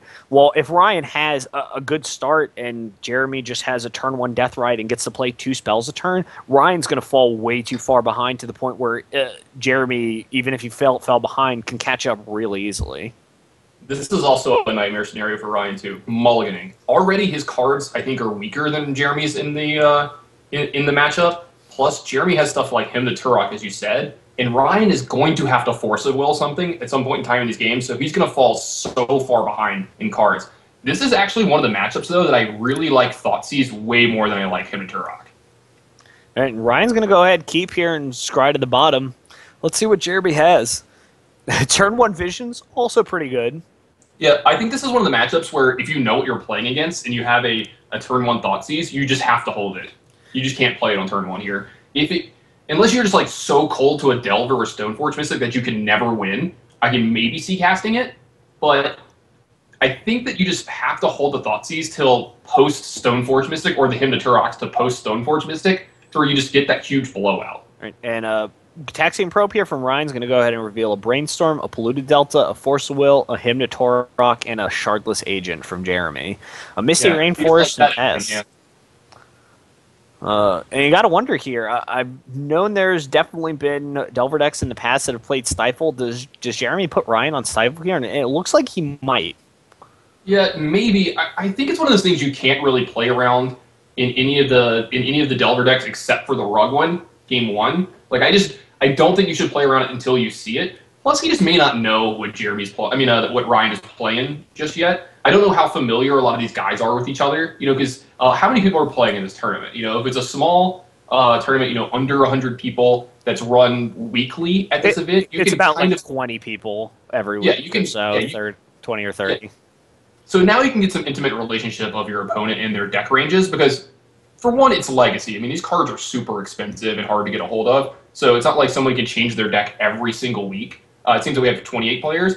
And I know that when I used to play locally, back in Baton Rouge when I lived there, I don't play that locally too much in Vegas now, but when I played locally, I just knew what decks I was going to play against, and I would tailor my sideboard that way a little more. And you just know, what the ranges of your opponents are a lot more. You're like, I'm going to play in this 28-person tournament, and I just know that nobody there is going to play this deck. So I don't have to devote sideboard cards to it. Right. It also looks here that Jeremy was playing around Stifle. Ryan went ahead and cracked his Misty Rainforest. Jeremy said, hold on, in response, I'm going to go ahead and get a land. Now, this is something you should just do anyway, right? Whenever you can afford to. Right. If you can, certainly. And Jeremy here went ahead and got a Swamp. He's going to go ahead and play around whatever Wastelands Ryan might have in the future here. And I think one of the things about Shardless Bug that it looks like Jeremy kind of has a pretty good handle on here is he's just going to sit here and he's just going to wait because he doesn't actually need to make any actions just yet. He can sit back, especially on Ryan's Multi-5, and force him to do anything, and then he can just respond as he sees fit. Yeah, exactly. And what you're saying, I think, is a great strategy in this matchup, and you're seeing that Jeremy actually understands his role in this matchup as well. He isn't the aggressor, he is the control deck here, and he can just take his time. It's not like Ryan is going to combo a Matlin turn 3. He has to actually beat him the old-fashioned way, and that's through damage and attacking. So he's got a long way to go in this game to be able to do that. Ryan does. And Jeremy, again, making another heads-up play, getting basics. He's prepared to play around. This is one of the certainly one of the worst parts about a deck like Shardless is you need basics because a lot of people play Blood Moon and Wasteland, and your mana base is a little fragile. you need to be able to cast multiple spells in a turn, and your color requirements are pretty intense, I'd have to say. So it's definitely kind of this tension between your basics and your dual lands. And unless Jeremy here has some more dual lands in hand or some more fetch lands in hand, he might find himself in actually a little bit of trouble here from Ryan if he doesn't have anything. Well, Ryan actually brainstormed that turn trying to find a land. He already has a handful of spells, so that's actually what he was trying to find, is a land here this turn. Now, this is a thing that pops up a lot. We saw him look at Jeremy's hand earlier, so he knows what deck he's playing against, and he used a Wasteland.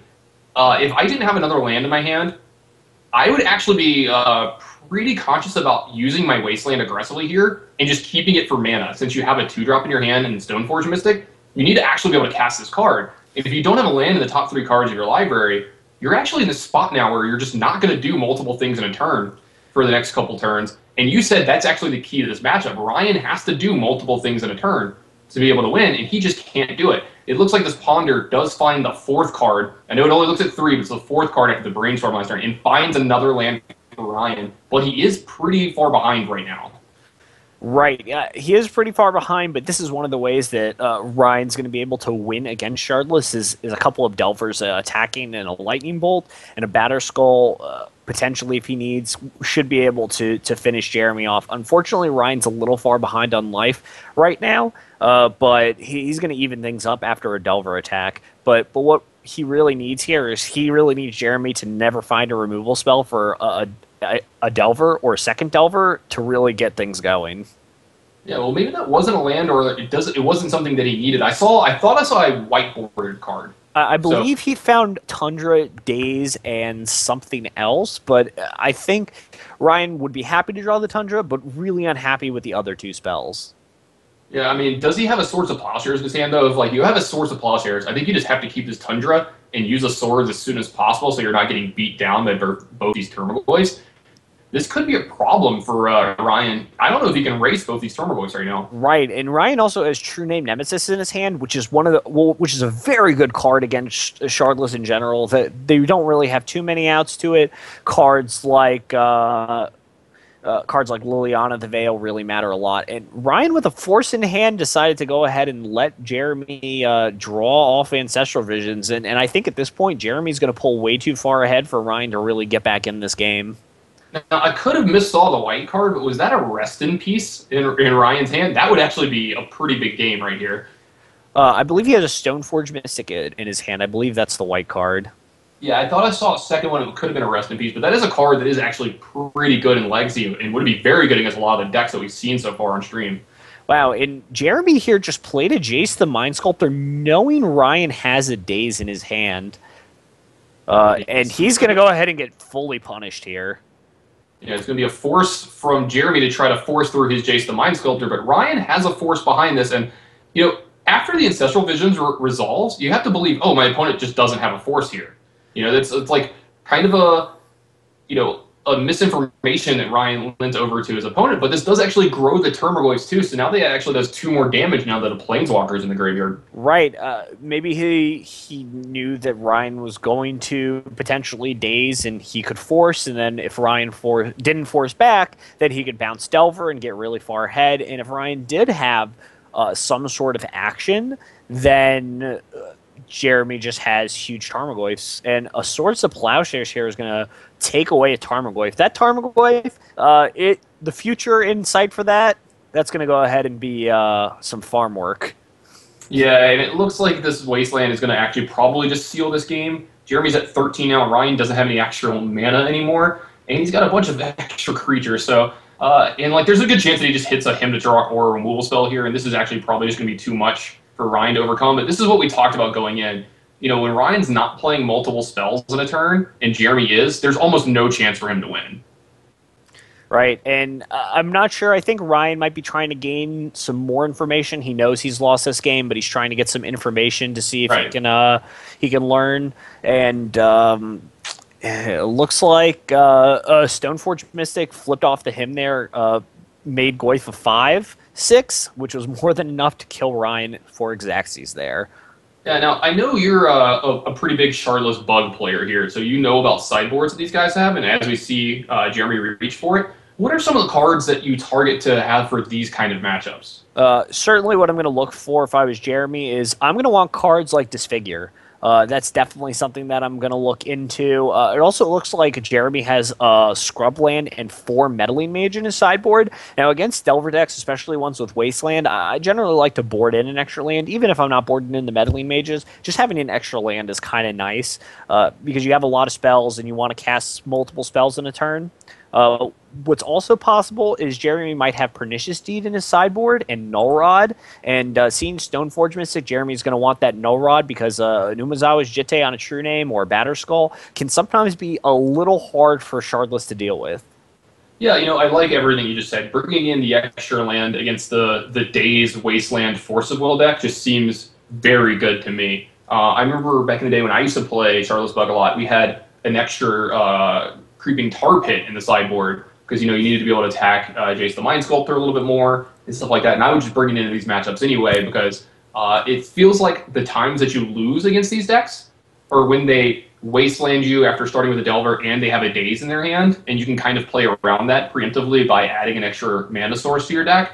And if those are like the disaster scenarios where you lose, why wouldn't you just add an extra land to your deck?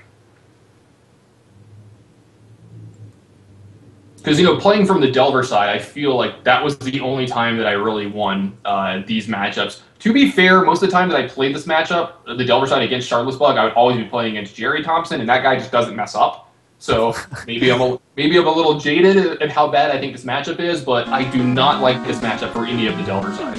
No, I think on a whole, for the most part, Shardless players feel like they're favored against Delver, and Delver players feel like they're not favored against the Shardless decks. So yeah, go ahead. Rudy, go ahead and talk a little bit more. I'm going to be right back. Sure. Yeah, and I really like Shardless just as a deck in general. It's definitely a little weak against combo decks, and it's very weak against a deck like Lands, but against all of the mid-range decks, it's pretty solid, and even against a deck like Miracles, it tends to go toe-to-toe. While Miracles definitely tears through its deck a lot, so does Shardless. Shardless has so much going on for it and so many different cards that sometimes it's really hard to pinpoint any one thing that really beats Shardless. Rest in peace, great. Tarmogoyf is shut off. You can attack with this 1/2 Deathrite Shaman, you can attack with Creeping Tar Pit, you can attack with Shardless Agent, you can beat him with Jason Liliana. Plus you have Abrupt Decay to get rid of Rest in Peace. Your opponent has Blood Moon. You have Deathrite Shaman to gain some sort of advantage with lands that way. You also have an ability to play basics in your deck to kind of get all of that away. So you have all of these different tools accessible to beat what's in everybody's deck. The biggest problem that I'd have to say for Shardless is combo decks just in general. Just part of the biggest issue with combo decks is your only real answers are Force of Will, Thoughtseize, and Hymn to Torok. And so you only have a small number of these cards, so it's really hard to make sure that you always have one. And if your opponent is playing something with their own discard or their own counterspell, sometimes they can kind of sweep the rug out from under you, and you're stuck with Force of Will in your hand, not enough blue cards because your deck doesn't have very many blue cards, or you didn't draw your discard at the right time, and you kind of just got blown out.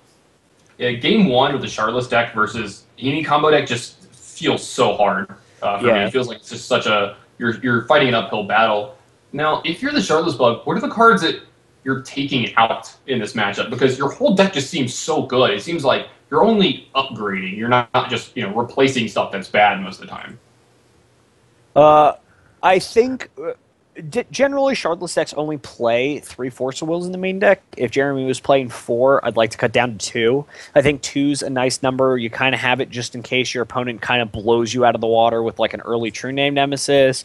But I like some number of Force of Will because True Name is a card that's difficult to deal with. Umezawa's Jitte is a difficult card to deal with. Batterskull, certainly a hard card to deal with.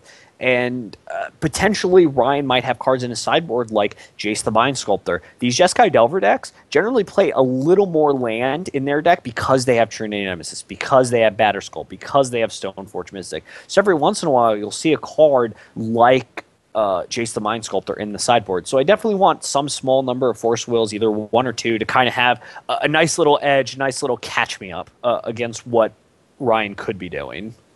Yeah, because like the more I think about it, the more I would want to board out as many forces as possible. But your point is really good and valid. You know, having maybe 1 or 2 is fine. I would want 0 thinking about it, but you have way more, you know, experience this deck than I do. It matters like how many sweepers I'm bringing in. You know, if I have something like Toxic Deluge or Golgari Charms that answer some of those problem cards already. You know, if we're bringing in Maelstrom Pulse, we can answer a Jace. If we have Pernicious Deed, then we have answers to some of these other cards that are problems. It matters, like, I think, how weak you want yourself to be to stuff that's being cast and how strong you want to be to having answers to stuff that's in play already. Right. Well, one of the other things about Force of Will is it lets you, as the name suggests, force through things. You get a chance to go ahead and, like, force through your spells. If you jam a Liliana and your opponent's like, all right, well, I'm going to force that, then you just get a chance to force right back. Or they spell Pierce it, you get to force right back. And, you know, then if they don't have another answer to it, then, you know, you've traded up a card and you have this Liliana in play or this Tarmogoyf in play or something very similar. So that's part of the reasons that I do like Force Will, because you're a mid-range deck and you're trying to force through your threats. You want all your threats to do a lot of stuff, and if you don't have, you know, if you need Force Will, sometimes just force through. And part of the other thing is a lot of times, especially against the Delver deck, and because you're a control deck in a lot of situations, you sit around doing a lot of stuff. And if you have cards like Hymn to Torok and Thoughtseize, which you generally keep in some small number against Stoneforge decks, you're going to find yourself in a lot of trouble sometimes because you just draw these Thoughtseizes and you draw these Hymn to Toroks and your opponent just has nothing in hand. And then they draw and they cast a True Name Nemesis, and you're like, well, it's a good thing I have this Thoughtseize. Yeah, exactly. I can make their clock quicker. Now, Ryan did mulligan to 6 again this game and did nothing on turn 1, and is just brainstorming with you know, a fetch up here. It looks like he already has the Batterskull in his opening hand. Jeremy has what might be just one of the best openings, and fetch for a basic and play a Deathrite with, you know, a lot of fuel in the graveyard. So this is where Jeremy definitely wants to be in this matchup. Wow, and it looks like Jeremy has a Tarmogoyf, a Null Rod, and an Ancestral Visions in his hand. And it looks like he drew another Tarmogoyf for the turn. And I think Jeremy might have figured out that maybe Ryan doesn't have Stifle because he went ahead and fetched, and Ryan was like, yeah, whatever. And he's like, oh, okay, I can do this now. Yeah, so are you a fan of just, even if you have Stifle in your deck, just always letting them fetch right away until you have it? Or do you like to pause for a moment? Because, like, I feel that when you, like, pause and you're like, okay, yeah, that one's fine, or it resolves, you're either telling them that you have Stifle in their deck or telling them that you don't have it in your hand, but you're trying to bluff it. Yeah, certainly if I'm playing a deck with Stifle, and sometimes even if I'm not playing a deck with Stifle, I like to pretend that sometimes it's in my deck, especially if I'm playing a Delver deck. Yeah, this is a pretty big turn here from Jeremy. He's going to develop a Termagoyf and to spin an Ancestral Visions. And, like, that feels like it's actually one of the win conditions in this deck in this matchup for me, because you have so many 1-for-1s going on in this matchup. You know, you have Swords hitting your Termagoyfs. You have your Abrupt Decays killing their Delvers. And it's like you have these resources trading back and forth 1-for-1, but you have this little ticking clock over on the side. You know, in 4 turns from now, I'm going to draw 3 extra cards, and that's going to probably be enough to win because I'm just going to bury you in card advantage. Right, and one of the interesting parts here is we saw Ryan while he was shuffling. He has Meddling Mage, and I actually really like Meddling Mage in this kind of matchup. Your Ancestral Visions is on 1. All right, I'll Meddling Mage it. Card that I care about, Liliana the Veil. All right, I'll Meddling Mage that now, and then I'll play this True Name Nemesis. Toxic Deluge, Abrupt Decay, these are all cards that matter enough that you kind of want a solid answer to them. Plus, especially knowing a card like Umezawa's Jitte and Batterskull is going to be really good against Jeremy just in general playing Shardless. Meddling Mage can help you get to those and make sure your Jitte connects and you have a creature for it. Right. It looks like his name was Abrupt Decay, so it looks like he's going for, you know, the answer to his Meddling Mage on the first one, which is an interesting play line, because if your opponent has an Abrupt Decay, he has these Goyfs in play that are already beating you down. Your Meddling Mage doesn't matter in combat. So it's an interesting name. I might have still named Ancestral Visions here, just hoped it was good enough, that he just doesn't have an Abrupt Decay, because I can probably never beat it anyway if he does have it. And I got to give props to Ryan, though, for having the OG Meddling Mages here, the Crispicula ones, because, let's be honest, Crispicula is the Meddling Mage.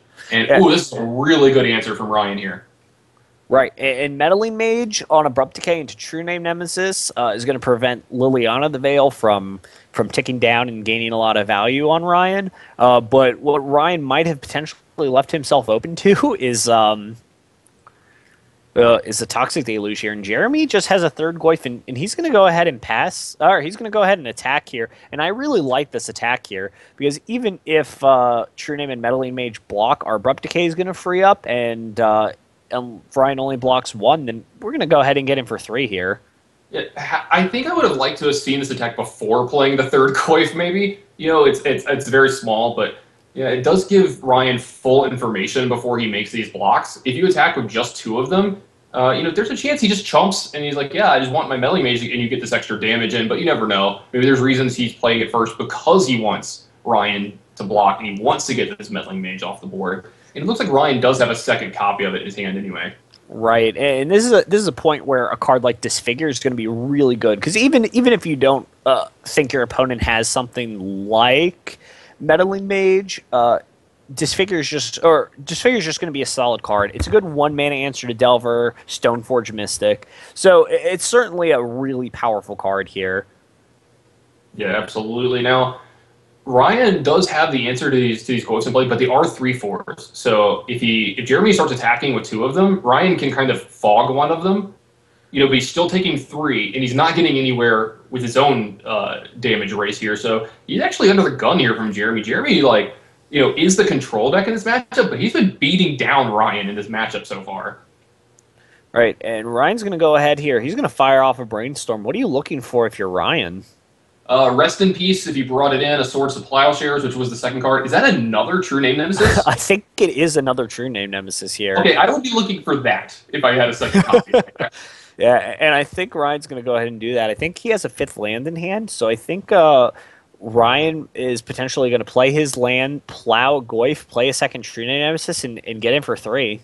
Yeah, this is a huge turn for Ryan here. And you are right, he does have the 5th land, and if there's any Force of Wills left in Ryan's deck, he can actually just hard cast them now, because this Wasteland's not doing anything but adding mana now, so you might as well get some value off of it. This is a big turn from Ryan here. This is what we call giving him the business. Is that a professional term? That is the professional term. I am a professional caster, and that's what we say in the business. Certainly reasonable. And a thing with Jeskai Delver is we have to assume that Ryan either only has 2 or 3 True Name Nemesis. So if Jeremy were to draw something here like Golgari Charm or Toxic Deluge, Ryan suddenly goes from in the driver's seat to dead. Yeah, now, do you play around something like that at this point? I mean, can you afford to?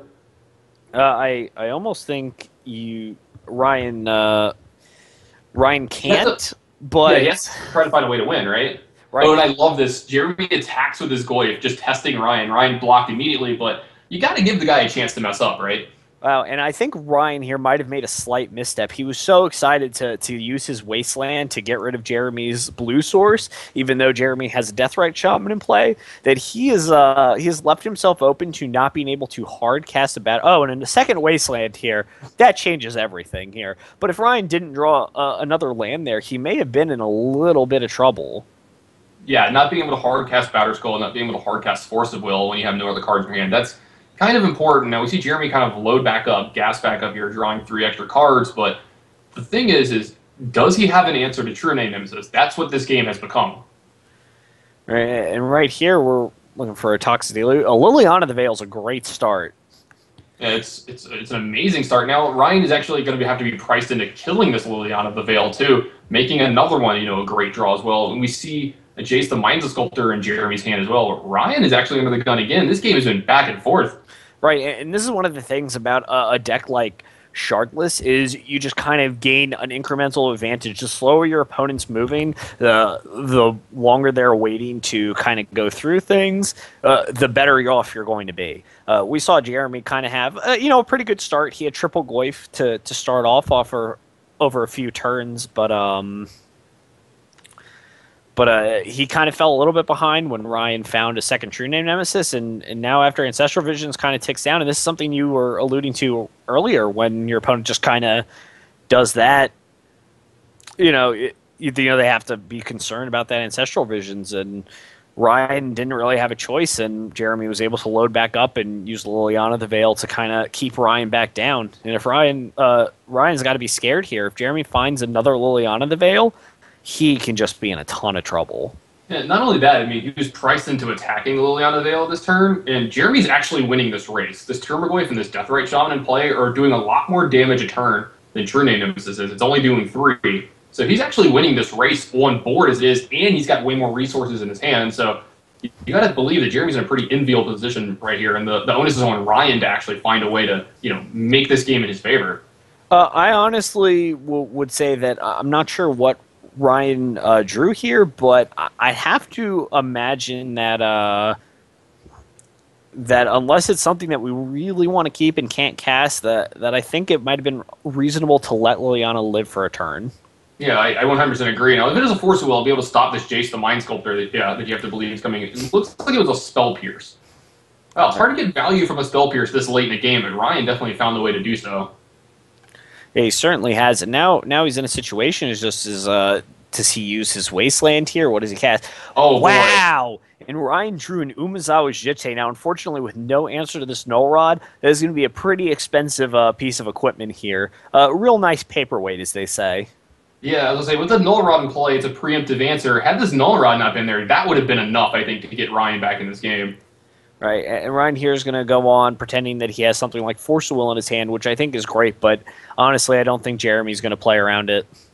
Yeah, this Hymn to Turok, I think, is actually just going to be enough to probably seal this game, because now Jeremy knows the shields are down. He's just going to use Deathrite Shaman for the next 3 turns, and I don't think Ryan is in a position where he's going to have to swords one of his own creatures if he draws that, and this is not where you want to be. Right. I think Ryan might have been in a better spot just to cast Umezawa Jitte. If he were to draw something like Wear and Tear for that Null Rod or removal spell for that Null Rod, he'll be right back in this game. Now he's left himself in a position where that Tarmogoyf is huge and Deathrite Shaman is just going to slowly eat away. Now, do you bring in something like Wear and Tear? I know it does have some other uses in this matchup. Shardless Agent is an artifact, so you can kill it with that as well. And so maybe you do bring in something like that in this matchup as well. So I do like your idea just going in and casting the Jitte. Right, there's really no harm to it. The worst thing that happens is your opponent casts Liliana the Veil knowing that your shields are down, but I got news for you. Jeremy's going to go ahead and cast that Liliana the Veil anyway. Right, exactly. And you see 2 removal spells over in Jeremy's hand, so Ryan's not going to be able to get anything going extra in this game. Delver's Secret is going to give you unlock. Another Meddling Mage is going to be unlocked because both of the cards can remove it. You can't even get a Stoneforge Mystic going. I think this is just too much for Ryan to overcome. Jeremy's just going to go ahead and kill him right here in the main phase. Right. What is really interesting is that Jeremy actually shouldn't have played the Tropical Island in his hand. Depending on what Ryan draws, a Brainstorm the next couple of turns for Jeremy might be not very good because all he has to put is spells.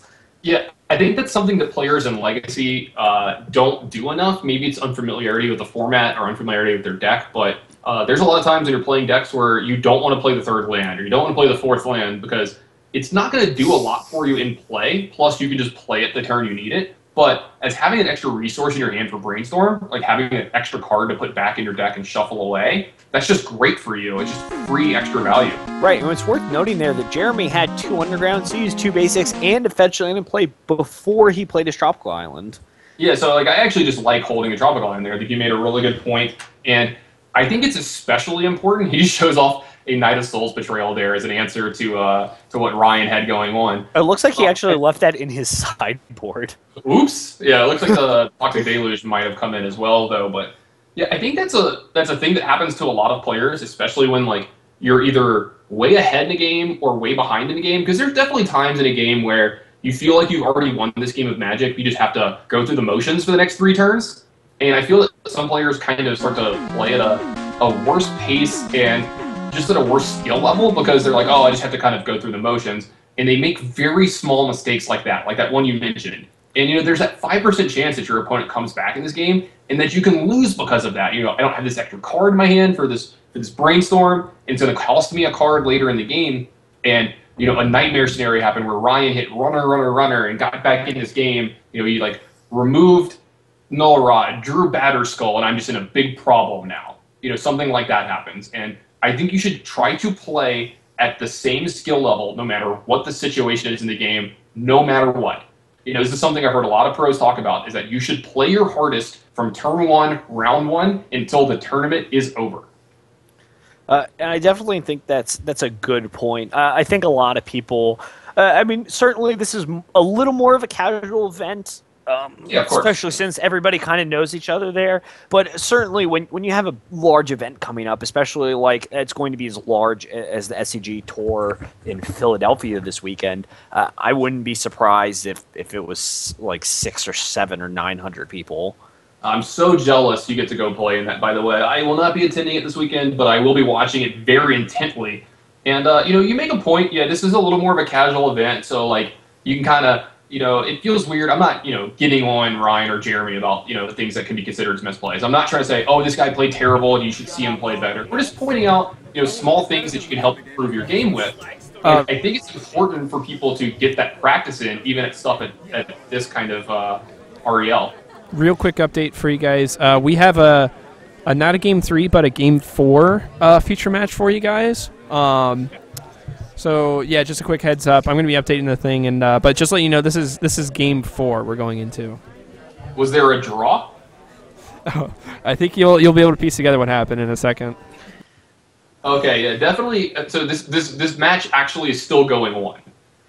Right. It looks like one player won one game, another player won another game, and then somehow they drew one of the other ones. And I'm really interested to see how they drew this game, and I think we're going to find out when we figure out what decks they're playing. Because I think one of the players is playing Goblins or Storm. I can't tell. I see a lot of red cards. It might be Burn. Oh, that's what it is. He had to Flame Rift himself not to lose. Yeah, that might be a good one. Now, I do like what the player on the left here, on stage left, is doing. He's rolling up his sleeves when he's on camera. When you have this kind of sweet artwork on your arms, you have to share it with the general public. I actually think that might be my old roommate, Paul Lynch. Oh, so we have some insider information on what Paul Lynch might be playing here, but that is some sweet guy going on there. If this Paul, then Paul is playing Eldrazi, because that's what he's been playing. So I'm really interested to see. Paul actually was one of the first people to build the Eldrazi deck, and he was one of the first people we saw it on stream with. So Paul's been playing this deck nonstop since right around the Pro Tour in Legacy. So I'm really interested to see what he has. Yeah, it looks like you're actually right. We just got the decks up. It is Paul Lynch playing Eldrazi Stompy against Cal Perry playing Burn, and I have to believe that. For one, this just feels like a pure race to me, and I have to believe that in one of the games, Cal Perry's last card in his hand to end the game with had to be like Flame Rift, and they were both at 4 or less, and so he just had to play this. Could also have been Price of Progress. Could have also been Price of Progress, you are correct. And it looks like we have a Paul Lynch fan in the chat. We got a Paul Lynch hype announced over here. So guys in the chat, we have a lot of people in the chat today, and they're being very active. Who do you want to see win here? Do you want to see the new villain on the block, Eldrazi Stompy, win? Or do you want to see the bad guy and Burn bring it home here at the end? I feel like we're rooting for both bad guys. Me personally here, I don't want to pretend that I'm being biased here, so I hope no one thinks I'm being biased, but I hope Paul gets burnt to a crisp. Yeah, there's no bias there whatsoever. Yeah, I would definitely be rooting against my roommate. If Ruben Bressler or something goes on the camera right now, I would definitely be vehemently rooting against him because it's just kind of fun. Oh, it looks like we got a couple of votes here in the chat. We have an Eldrazi Scum, so I'm guessing that means he's rooting for Burn. And then immediately we have someone saying that Burn is, I'm not going to say that word here, but they used a kind of a potty mouth word, not too bad, but you are. Looks like they're rooting for Eldrazi, so it looks like we're kind of split down the middle here. We got another vote for Burn in, so yeah, it looks like we got Burn in the lead here, the favorite from the chat. Oh, and all the Burn players should be rejoicing. It looks like Paul is mulliganing here. Well, Paul was probably looking for a Chalice on one. If you are interested in learning a bit about Paul, Paul has actually been playing Legacy and Vintage for a very long time. It's how he really got into Magic, is when Legacy just became a format, and he's been kind of playing it ever since. He's had a couple SCG Open top 8s in Legacy. He went ahead and he used to play Merfolk for a long time. That was a deck that he was known for. He also worked on Miracles, and he also played a Miracles deck with Thopter Sword in it. So that was definitely a thing that he did. And I don't know if people remember, but I played a Shardless Bant deck once. I do remember this. Right. Paul actually top 4'd an event with that Shardless Bant deck. Wow, we got a good start here from Cal. We got a fetch land into get you for 1 on turn 1. What's the best way to attack somebody? It's for 1. Yeah, just make them suffer. And Eldrazi Mimic here on turn 1, so both of these decks coming out swinging on turn 1. And somebody made a really good point. Price of Progress, pretty damn good against the Eldrazi deck. Oh, yeah. I'm certainly interested. Oh, God. Oh, wow. And this is what I was actually just going to say. I'd be interested to see if Cal has Searing Blaze in his deck, and he does. And Paul's going to go ahead and take 5 here. Yeah, it looks like we got 6 votes for Eldrazi and 0 for Burn. There's actually a straw poll going on in the chat. I think actually the straw poll was incorrect because he wrote "who will win?" (burn) in quotation marks. So no one could actually win with Burn. Oh, okay, I got you. Not here from Paul is going to reveal Rift Bolt, Lightning Bolt, Monastery, Swift Spear. Yeah, this is a pretty good play from Paul Lynch here. Not only is this going to get a card out of Cal's hand, technically gaining him some life here, but this is a 4/4, and that can be pretty difficult for the Burn deck to deal with. Yeah, and a 4/4 is just going to be so hard. But depending on what Paul takes here, it might be a problem for him. He might be able to trade off a Swift Spear. So my guess is Paul's going to go ahead and take the Lightning Bolt, right? And hope that Cal doesn't draw another burn spell that can target creatures. I like taking the Lightning Bolt here because it makes such a weird thing happen. Like, unless Cal draws something like that this turn, he has no instant speed interaction. So he'd have to sorcery speed a burn spell onto Thought Knot Seer after combat in which you block. So you get his whole turn and 2 cards, and you've got to feel that it's like a big victory for you if you could trade a Thought Knot Seer for that. All right, and we saw here that Cal went ahead and drew a Bloodstained Mire. Not great in this situation, but will allow him to hardcast a Rift Bolt. And it looks like that's what he's going to do. He's going to hardcast a Rift Bolt on Thought Knots here. I don't like doing this main phase 1 at all, because Paul can just choose to not block. I think what Paul's saying is, you kind of cast this spell here. It matters how many or how much takebacks Paul wants to allow here, or what the judge rules, but I definitely don't like casting any spell main phase 1 here. Yeah, it does pump your Swift Spear, but then Paul can just not block. Right, and he'll just go ahead and take 2, and Cal will lose out on a burn spell. I'm interested to see what the judge call here is, what they're trying to do. Yeah, I think what they're trying to say, I think what happens here is it matters how Cal did it, and if Paul said, yeah, that's fine, and then Cal immediately started to pick it back up, it matters how quick Paul reacted, I think.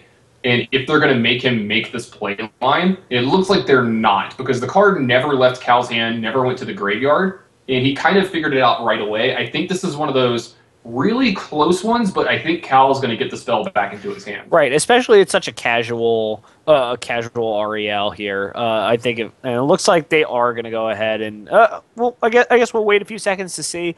But it looks like here that if this was a competitive REL, I certainly think that Paul would be able to get a ruling here. So, this is I want to talk about this for a second. This is something that I get kind of heated on and have a strong opinion on when it comes to this stuff. People are like, no takebacks, or this is a casual event, and I get that if you say it ahead of time. This is a casual event, we're not playing for much, but the thing is there are prizes on the line, and players like Paul, who have been around for a long time, play Magic really well, right? He doesn't mess up a lot, and when he does, he doesn't ask for takebacks. He's like, oh, I messed up, so I'm just going to take, I'm going to take my medicine.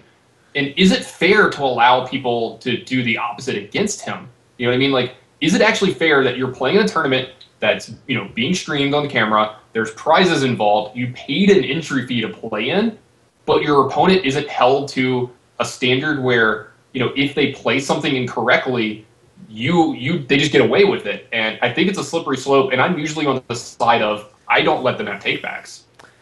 Right, and this is definitely a spot where Cal's going to get punished for his mistake, but this is definitely something to learn from. Cal knows that next time he's going to take a little bit more time to think instead of just going with his spells. Yeah, and this is a learning experience for Cal as well. I doubt he'll ever make this mistake again in his life, and that's where you start to learn in Magic. This is where you start to grow as a player, and you made a mistake, you got punished for it, but you're going to learn from that mistake. He still got some damage in that turn. He still got in 2 with this Monastery Swift Spear. He does lose some value from his card, but, we learn and grow from these mistakes. And I actually kind of like that he wasn't allowed to take the spell back if it was verbally. If he verbally said, I'm going to do this to your guy, and then taps mana and points the card at it, I believe you've cast that spell. Right, and this is definitely where we came to, and Cal kind of accepted it. He's like, this is what I tried to do, it was an accident, but... it doesn't look like Cal's having any really complaints about it. He tried to get it to bring his spell back. He couldn't.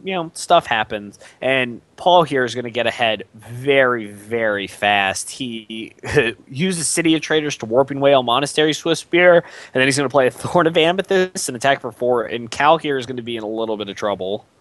Yeah, Thorn of Amethyst seems pretty damn good against Bird, especially when you can play it on turn 1 very, very commonly. Right.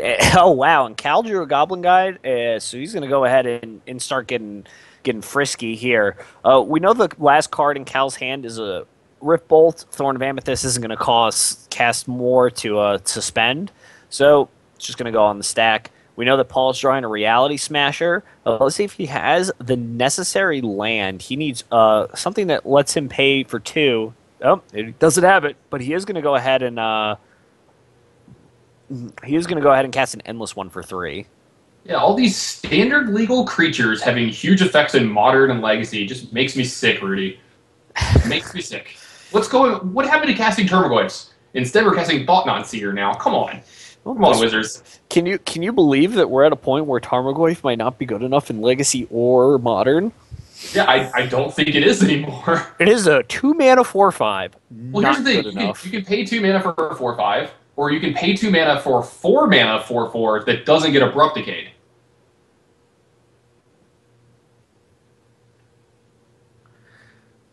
Yeah, and now I'm interested to see it. It didn't look like Cal here drew a spell that he could cast, and there was no reason to attack, so I'm just going to go ahead and pass back to Paul. Paul looks like he drew an Eldrazi Mimic off the top. Now, Eldrazi Mimic, generally pretty good when you have a follow-up with Reality Smasher, but when you're missing some land drops, kind of a weak 2-1. Now, how do you like Cal not attacking last turn after having Rift Bolt to remove a creature? And his Monastery Swiftbeard is a bigger guy, but he chooses to attack this turn. Does that tell you anything about possibly what he drew, or do you like him holding back last turn after that Rift Bolt? Well, it actually gives Paul. I think I actually might have attacked with 2 mana up. Say, hey, look, I drew a Lightning Bolt. What are you going to do about it? And Paul might go, I can't block here. It's just too much here. But now that he decided to attack this turn, Paul knew that he went ahead and drew a spell. So Paul's going to go ahead and at the very least try and get both of Cal's creatures off the board in exchange for a spell here. Yeah, and you have a Reality Smasher in your hand. So, if you draw land, that's good because you get to do Reality Smasher. If you draw a spell, then you're drawing something that is hopefully interactful. So I love this from Paul. He got to block both of Cal's creatures and get another bolt thrown at one of his creatures. So I think he's just gained so much life. Oh, we see the main phase 2 Goblin Guide here. I feel like Cal has maybe misappropriated some of his resources in this game. There have been I believe the Goblin Guide was drawn off of the Thought-Knot Seer. Okay, off the Thought-Knot Seer, okay. So yeah, that definitely makes sense. It looks like Paul is actually going to sacrifice a land here to block this Goblin Guide. I like this play as well. Make it a 3/3. Now Cal has to have a Lightning Bolt. So there we go. Cal did actually draw one of the removal spells to take out this this land here, but that is over 9 points of burn that has been pointed at creatures this game, and Paul Lynch is at 9 here. I actually think Cal had a misstep here. I think knowing that you have a lightning bolt in hand, I think it's very reasonable to go ahead and just bolt Mishra's factory before blockers to get in that extra 2 damage. You know that Paul has a Chalice of the Void in hand, and that can completely close you off of casting any of your 1-mana spells. So I think I'd personally rather just have an answer to that. It looks like Paul just went ahead and left both of his mana up. Going ahead, draw a Cavern off of Goblin Guide. Yeah. So I feel that like Cal may have misappropriated some of his resources in this matchup, but it looks like it's actually not going to matter anyway. Paul is kind of just sitting here not doing anything for the last turn or two, so I think that Cal's still going to be able to win this game. But it's I don't know what Paul can do to get back in this from here. What do you think? All right. Well, Paul's going to start off with the Chalice for 1.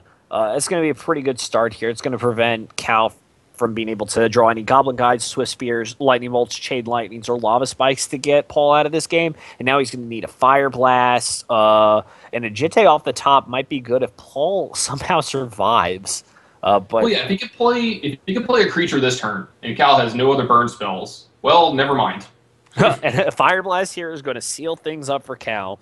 And Paul, gracious as ever, is going to go ahead and shake Cal's hand and talk about the match, I'm sure, for about 20 minutes, as Paul is wont to do.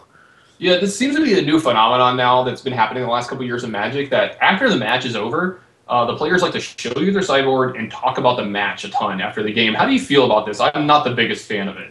It's something that I don't do. I do with my friends, for sure. Like, if I know the opponent, and the games are, like, really interactive, I might ask about something. But, I feel that, like, it can be weird with strangers. Yeah, for me, it's something that's very hard to do with people I don't know. And it's kind of hard sometimes to go, hey, so I know I just, crushed you or whatever. What do you think about this? It's just like, well, I don't know you. I don't really want to sit and talk to you about this match. I kind of want to go and chat with my friends about it instead. Go use the restroom. Go grab a bite to eat. Stuff like that. And I can understand it a little more in an event like this one. It's 3 rounds. I don't think there's a top 8, but I don't necessarily like giving away information either, because in these long tournaments, there's a chance you either play the same person twice or you play somebody they know and they've given away some information. I've definitely had it happen the other way around, where somebody told me how he sideboarded in a match in, like, round 5 of a tournament, and then I played him in round, like, 14, which was, like, top 8, and I knew exactly what he was going to do, and I could, do something according to that. Yeah, I mean, there isn't any issue with talking about the match. There's certainly no problem about it if you want to ask a couple questions. But I don't think you can just assume that your opponent wants to sit there and talk to you.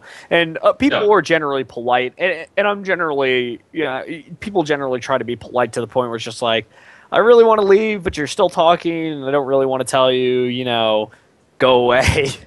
No, it's something like that. Someone made a good point in the chat. It is a Legacy event. Some of these people might be pretty new to Legacy, and they just want to talk about the matchup. And that's fine. Like, trying to, garner some, like, overall knowledge of the game is great as well. It definitely came off a little harsher than I wanted to when I first started talking about this. There's nothing wrong with, just wanting to genuinely learn. And, that's something maybe, Cal or Paul is trying to do here.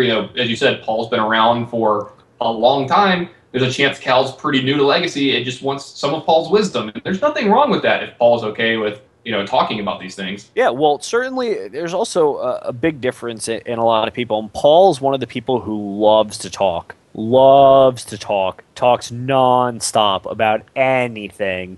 So it's really easy to talk to Paul about stuff because he just enjoys conversations with people just about anything. So it's definitely really easy for someone like Paul to have a conversation with, because he will sit there and he will talk to you for 40 minutes.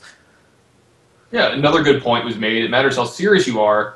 I love to talk about it personally, and Legacy is a format we all love. That's very true. I definitely will talk way more about Legacy than I will another format. I played in the Invitational a few weeks ago in Vegas, and I hated the Standard format. And people wanted to talk after the games. I'm like, man, I just don't want to talk about this format. It sucks, Or like, who wants to talk about Modern right now? You're like, yeah, let's talk about my Modern deck. Blah blah blah. Oh wait, Eldrazi. This. Oh wait, Eldrazi. You know, and it's just like, well, there's something else that we should really be talking about, and then we've already heard everything about Eldrazi, so what can we do from that? All right, guys, you are watching a Legacy event here at Games and Stuff. Make sure you hit the follow button down at the bottom of the screen underneath the view. I know I just personally did, so I'm following Games and Stuff, because I definitely love to watch Legacy events here. So you can make sure that you know when they go live at any point in time. I'm Tannon Grace, and I am joined by Rudy Rixa here. Rudy, how are you feeling today? What were you expecting to see coming in? How's your experience been so far? My experience has been great. I'm commentating with a handsome man, and also you're here, so that's really nice. If you guys are interested in reaching us on Twitter, Tannon is at the Tannon Grace. I am at It's So Bizarre. So if you guys are interested, BZA, right? BZA, yeah, ITSSOBZA. If you guys are interested in following us on Twitter, keeping up with our shenanigans, reading my mediocre articles, watching Tannon commentate Hearthstone, following us on Twitter is probably the best way to keep in contact with us. If you ever have any questions, tweet at us, Facebook us. Generally, we'll respond. I can't promise we always will, but we always try. Yeah, I also do stream a decent bit of Hearthstone. I am known for streaming a tiny bit of Magic a couple times a year. I mostly do like cube drafts because it's a fun format. You can also follow me on Facebook. I usually accept all friend requests there. So I do stream a little bit of Hearthstone, so it's a game you're interested in or want to get into more. I do stream that every now and then. I don't have a regular old schedule yet, but that's something that could possibly come up more in the future. But I do a lot of commentary at some of the biggest events in Hearthstone. So if you want to see what competitive Hearthstone looks like, you can, watch me talk about it and see people like that you might even recognize, like Brian Kibler winning Hearthstone tournaments. And as you said, the handsome man that's commenting with me, Rudy Rixa, you can do the same thing as well. He streams a little bit, so if you want to click on his name in the chat, you can actually follow his stream channel. He streams Magic way more than I do, and some cool decks and some cool formats, so you can learn from him there. He creates a lot of content in Magic, writes a lot of articles. Make sure you check him out. I like them because not only they are informative, but they're also funny. Rudy's a funny guy, so make sure you follow him. Plus, he's a pretty damn good player. Not only does he have a lot of top 8s on the Open Series, he's got a bunch of wins as well, and with some pretty cool decks that were really good in the metagame at the time, which I think is really important. So make sure that you follow Rudy and keep up with him for Magic stuff for sure. Oh, you're going to make me cry. Aww. I'm really actually kind of interested in seeing this match here. I'm not sure if I'm pretty sure this might be round 3. Yeah. Also, follow the page. Follow the page's Twitter at Snapcasters2U, or follow the stream. That's very important. Quick update for you guys. We have our third round going up, and it's totally not. I didn't pick this one. Totally not biased at all. But I heard Jeremy has a really cool deck, and it's a really nice looking deck too. If you guys are interested, Kory actually let his deck to Jeremy. So if that's what he's hinting at, he lent his deck to Jeremy. So he really likes seeing his brew and his cards on stream. So we'll let him have it. We'll let him have it. Yeah, and just real quick, going back to plugging the channel that you're listening to, the Snapcasters channels. If you scroll down below the video, there is more stuff going on than just this video. You can see a donations portal. You can see a YouTube channel. You can follow them there. Follow them on Facebook. They even have a schedule up. They have some chat rules, some stream hostings. They have their Twitter and their Instagram. So everything that you could want to follow on there, except for maybe their Tinder account, you're going to be able to find everything. Just make sure you swipe right on everything involving Snapcasters, guys. Right. What is interesting, and this is something that we kind of didn't mention before, but this is actually going to be really an interesting matchup. We have Rory here again. He's playing Red-Green Lands. He's playing against Jeremy. Jeremy's playing Kory's Aggro Loam deck. If you guys aren't familiar with this deck, it's a 4-color Loam strategy. It's going to play cards like Dark Confidant, cards like Knight of the Reliquary, Liliana the Veil, Punishing Fire, Gaddock Teeg, and some Green Sun Zeniths. And this deck, and Chalice of the Void is also in the main deck. So Aggro Loam is kind of this smattering of good stuff that's going to be also really good against combo decks and fair decks alike. Yeah, this deck was actually a lot more popular a few years ago. I remember Nathan Zamora, a fellow Hearthstone commentator, also known as That's Admirable, winning an Open in Texas with this deck as well from there. So yeah, I remember him winning very easily in the finals versus a Delver deck, and that is generally one of your better matchups too. You have a lot of removal spells and a lot of ways to wreck their mana. You know, being able to kill the 1 or 2 lands they play in a game, and then eventually killing off their Delver Seekers, they generally can't come back from that. Yeah, that's definitely a good point. And what's really interesting here is Aggro Loam is generally favored against a deck like Lands.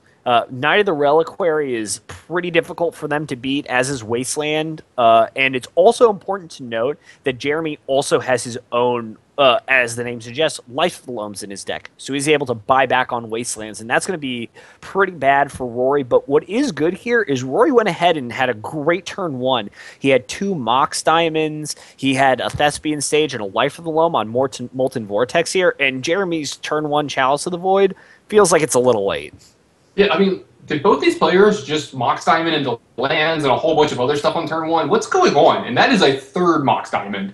Wow, Rory here is getting pretty far ahead, and a turn and a Dark Depths in his hand. Looks like Rory is in really good position here. He's just going to make a 20/20 during Jeremy's at some point, either now or during Jeremy's end step. What should be noted is that if Jeremy here has a Wasteland, Rory might have to wait a turn. I like main phasing to 20/20 here, just in case you could get to play around something like Wasteland. Well, the thing is if you play around Wasteland, you don't end up playing around Liliana the Veil. Yeah, I mean, but what's more commonly going to happen to you? You're going to get Wastelanded way more than you're going to get Liliana'd, right?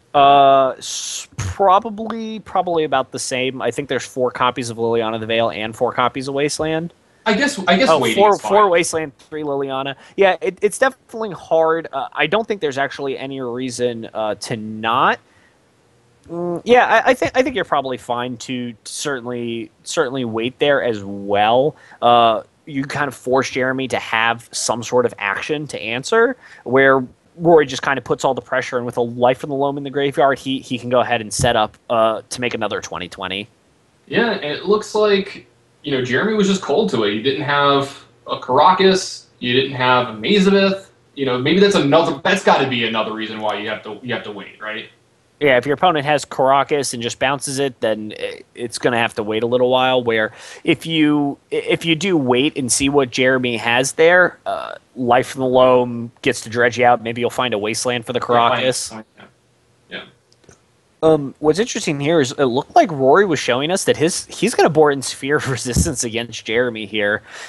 He wants to really pressure Jeremy, while Rory is able to play cards like Exploration and Mana Bond and kind of get pretty far ahead by being able to play multiple lands in a turn. Sphere of Resistance might cull Jeremy to the point where he has to sit and wait to play all of his spells.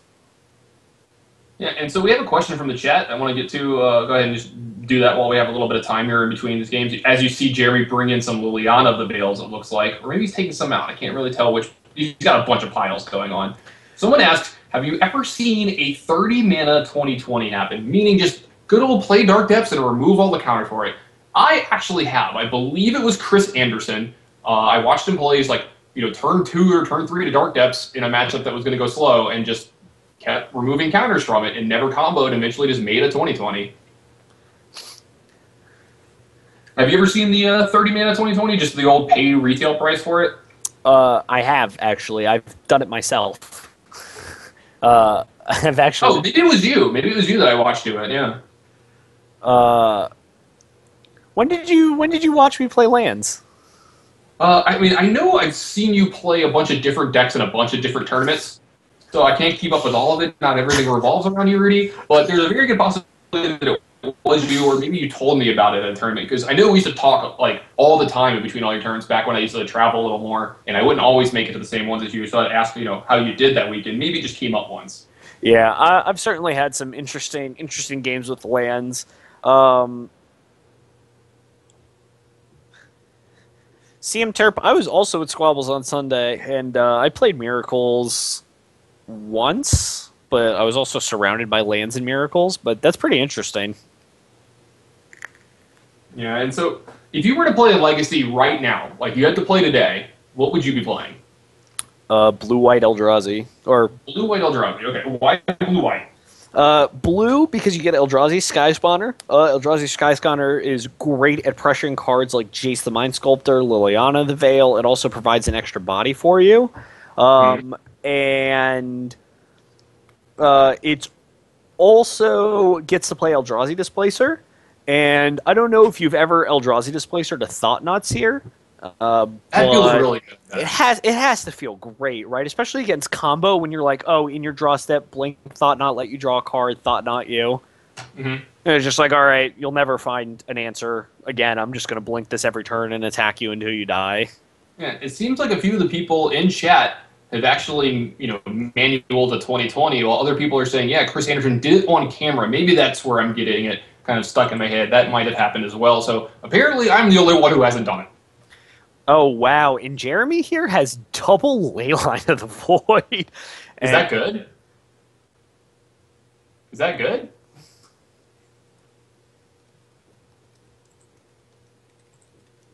Man, it looks like he's got a Wasteland turn 1, too. This is a very hateful hand out of Jeremy. So, if you're Rory, what are you looking to do now to beat this? Are you just, like, all in on the 2020 plan?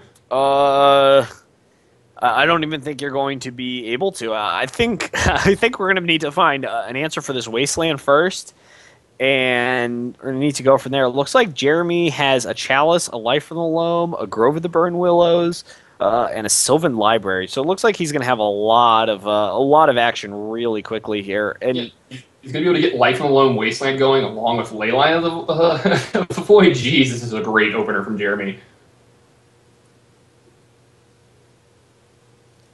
All right, in turn 1, Vortex here from Rory and pass, and he didn't seem very sure about that play at all, so you gotta believe that he's going to be struggling to deal with this opening here from Jeremy.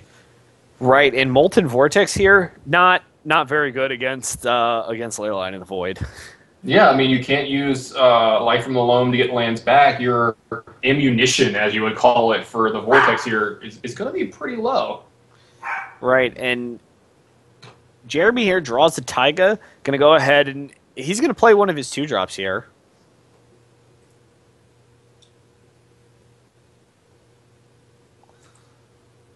Yeah, I mean, what do you like here? Do you like Chalice for 1, or do you like just getting the Loam going? I do like Chalice on 1 because if Rory here draws an Exploration or a Crop Rotation, he might be able to find his way out of this mess. So I think a Chalice on 1 is going to prevent Rory from really doing anything here. And it looks like Rory here is really trying to figure out what he wants to do. And a Tranquil Thicket here tapped is going to be really dangerous for Rory, especially in the face of a Wasteland from Jeremy. You know, it's funny to me how often you don't see that play in this deck. I don't often see Tranquil Thicket just coming to play tapped ever with these decks that play it. And the second Wasteland from Jeremy is going to mean that Rory has no mana, can't play a 1-mana spell, and can't get his lands back from the graveyard, so he's left with just this Vortex in play. Yeah, and wow, a Bokuja Bog from Rory, which is going to be really good here. Jeremy, I don't know if he has another land. I think he's looking for a second one right now. And oh, he does. He has the Grove of the Burn Willows. A Sylvan Library from Jeremy is going to help push his advantage even further. If I'm Rory, I'm really looking for some Corrosion Grips. Yeah, and I mean, the thing is like, what do you Corrosion Grip here? The Chalice is hurting you. The Sylvan Library is going to hurt you. Why did I just blank on the name? The Black Enchantment's gonna the Leyline of the Void as well. I mean, you have so many different targets. This feels like a pure uphill battle for Rory. Oh, it certainly is. Rory's really going to need to draw a Thespian Stage and then a Dark Depths, and then hope Jeremy draws nothing. That's Rory's secret hope right now, is that the top of Jeremy's deck is not kind to him, and Rory's deck is kind to him. I guess he could hope that Jeremy just keeps taking an extra 4 or 8 off of his Sylvan Library and just forgets that Vortex is in play, and then creates a bunch of red mana and throws a bunch of lands at his face as well. Right, Rory gets him really good by fetching for a Taiga, casting Blood Moon, then untapping and Molten Vortexing Jeremy a ton. I was thinking more of just Seething Song into throwing 5 lands at you. Ooh, Seething Song, that's fancy. Yeah, get really spicy here. I mean, if we're going deep, we might as well bring up some really cool ways this can happen. But why would Seething Gong ever be in Rory's 75? Obviously. But yeah, it feels like Jeremy is super far ahead here. Right, he definitely had a really good start here, and his hand had to be probably among the top 3 hands that he could want from from his deck. Yeah, and whether this was a main deck or a card that came in, I do really like that he brought in Sylvan Library or kept in Sylvan Library in this matchup because game 1 it was decided very quickly on Rory's side, but that's not super common for this matchup. There's a lot of answers, a lot of play left over from Jeremy's side. And it feels like if you get a Sylvan Library in play against Rory, that you've got to be a big favorite. Yeah, being able to find... we know that Jeremy has 2 more Wastelands in his deck and a Life from the Loam in hand, so he's really looking for something along those lines to kind of shut Rory out from doing anything here. All right, well, there is a Dark Confidant in play here. That's another out for Rory possibly here. Jeremy could, forget to reveal a card. He just took 3 damage off his Dark Confidant here. If he draws extra cards again with the Sylvan Library, he's already down to 12, though Rory doesn't have red mana other than his Mox Diamond right now. That's certainly true. It looks like Rory's just going on a control plan while he's trying to find an out here. Well, I mean, he took 3 from Dark Confidant, probably the only time he could here. So you have to feel really good about getting that 3 damage in because the Sylvan Library is going to allow Rory to... he's going to allow Jeremy to stack his deck here and make sure he doesn't take damage off Dark Confidant in the future. Rory, since he's not doing much, he's just doing some housekeeping on his side, it looks like, making sure his cards are not dirty anymore. Because honestly, he doesn't have much else going on. Oh, his hand is Crozen Grip, Flame Jab, Exploration. There's a good chance that Rory's plan right here is to Crozen Grip the Chalice of the Void, and then untap and play an Exploration and potentially Flame Jab the Dark Confidant. Oh, absolutely. Flame Jabbing the Dark Confidant seems really good here. Though it's not great against ley lines, it still serves a purpose here in this matchup for sure. And his hand doesn't have a lot of lands in it, so he doesn't have the Sulfuric Vortex out that we were talking about going forward unless he draws a lot of lands in a row. Right, and Jeremy, it looked like Jeremy has a Reclamation Sage, and if I'm Jeremy, I'm just firing that off right now. I really want that Mox Diamond off the table. Yeah, I would 100% kill this Mox Diamond. It looks like he even thought about playing a second Chalice here to maybe lock Rory out for the rest of the game. Maybe, Chalice on 2 and just make it to where Rory can't ever play anything. But it looks like he might be going after the Vortex. That's really interesting here. He knows Rory doesn't have any green mana in play. And what's really interesting about a deck like Lands is there really aren't that many green sources. You have 4 Mox Diamonds, 2 Taigas, a Forest. I guess in Rory's case, he might have 4 Taiga because he's playing 4 Molten Vortex. So definitely interesting. And Jeremy does change his mind, and he decides he does want that Mox Diamond.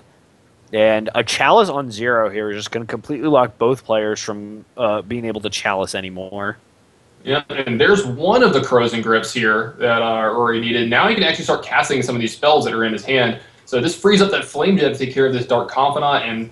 Well, I mean, he's still doesn't actually. Behind here, though. He doesn't have any colored sources. Well, yeah, I was just saying, if we found a red mana, I mean, he's just so far behind in everything. Even with, Crozen Gripping this, he's still in a really bad spot. Yeah, for sure. Thespian Stage here is actually going to be kind of a nice addition. Rory's going to be able to copy Mazavith and be able to protect himself for at least a few turns, but things are not looking good here. Yeah, so, I mean, things have looked pretty bad for Rory this entire game. It feels like he's just been sitting there twiddling his thumbs. I mean, Jeremy's just showing off all the hate that he brought in that are just great in this matchup and just showing that, yeah, he might be playing a very similar strategy to Rory, but the hate that he brings in hurts Rory way more than it hurts himself. And if I'm Jeremy here, I think he had a Wasteland, Mox Diamond, and a Dark Confidant here. And if I'm Jeremy, I want that Dark Confidant too. I would have just taken an extra 4 life here to cast Wasteland, Life from the Loam, and Dark Confidant. Yeah, do you think he's maybe a little worried about his life total here being at 11? Possibly, but with Sylvan Library, we can kind of set ourselves up, and with Wasteland and Life from the Loam, Jeremy can just shut Rory out of Mazavith strategy of just being able to play Mazavith to protect himself, and attacking Rory for 6 a turn is going to be a really short clock. Yeah, absolutely. You know, I think I might just go take a nap real quick. You can tell me when this game is over. We're going to actually go into game 3 because it feels like this game is over to me, and it's just going to have to go through the motions here for Jeremy. But maybe Rory has an idea of how to get out of this because he is still fighting. Yeah, I'm interested here.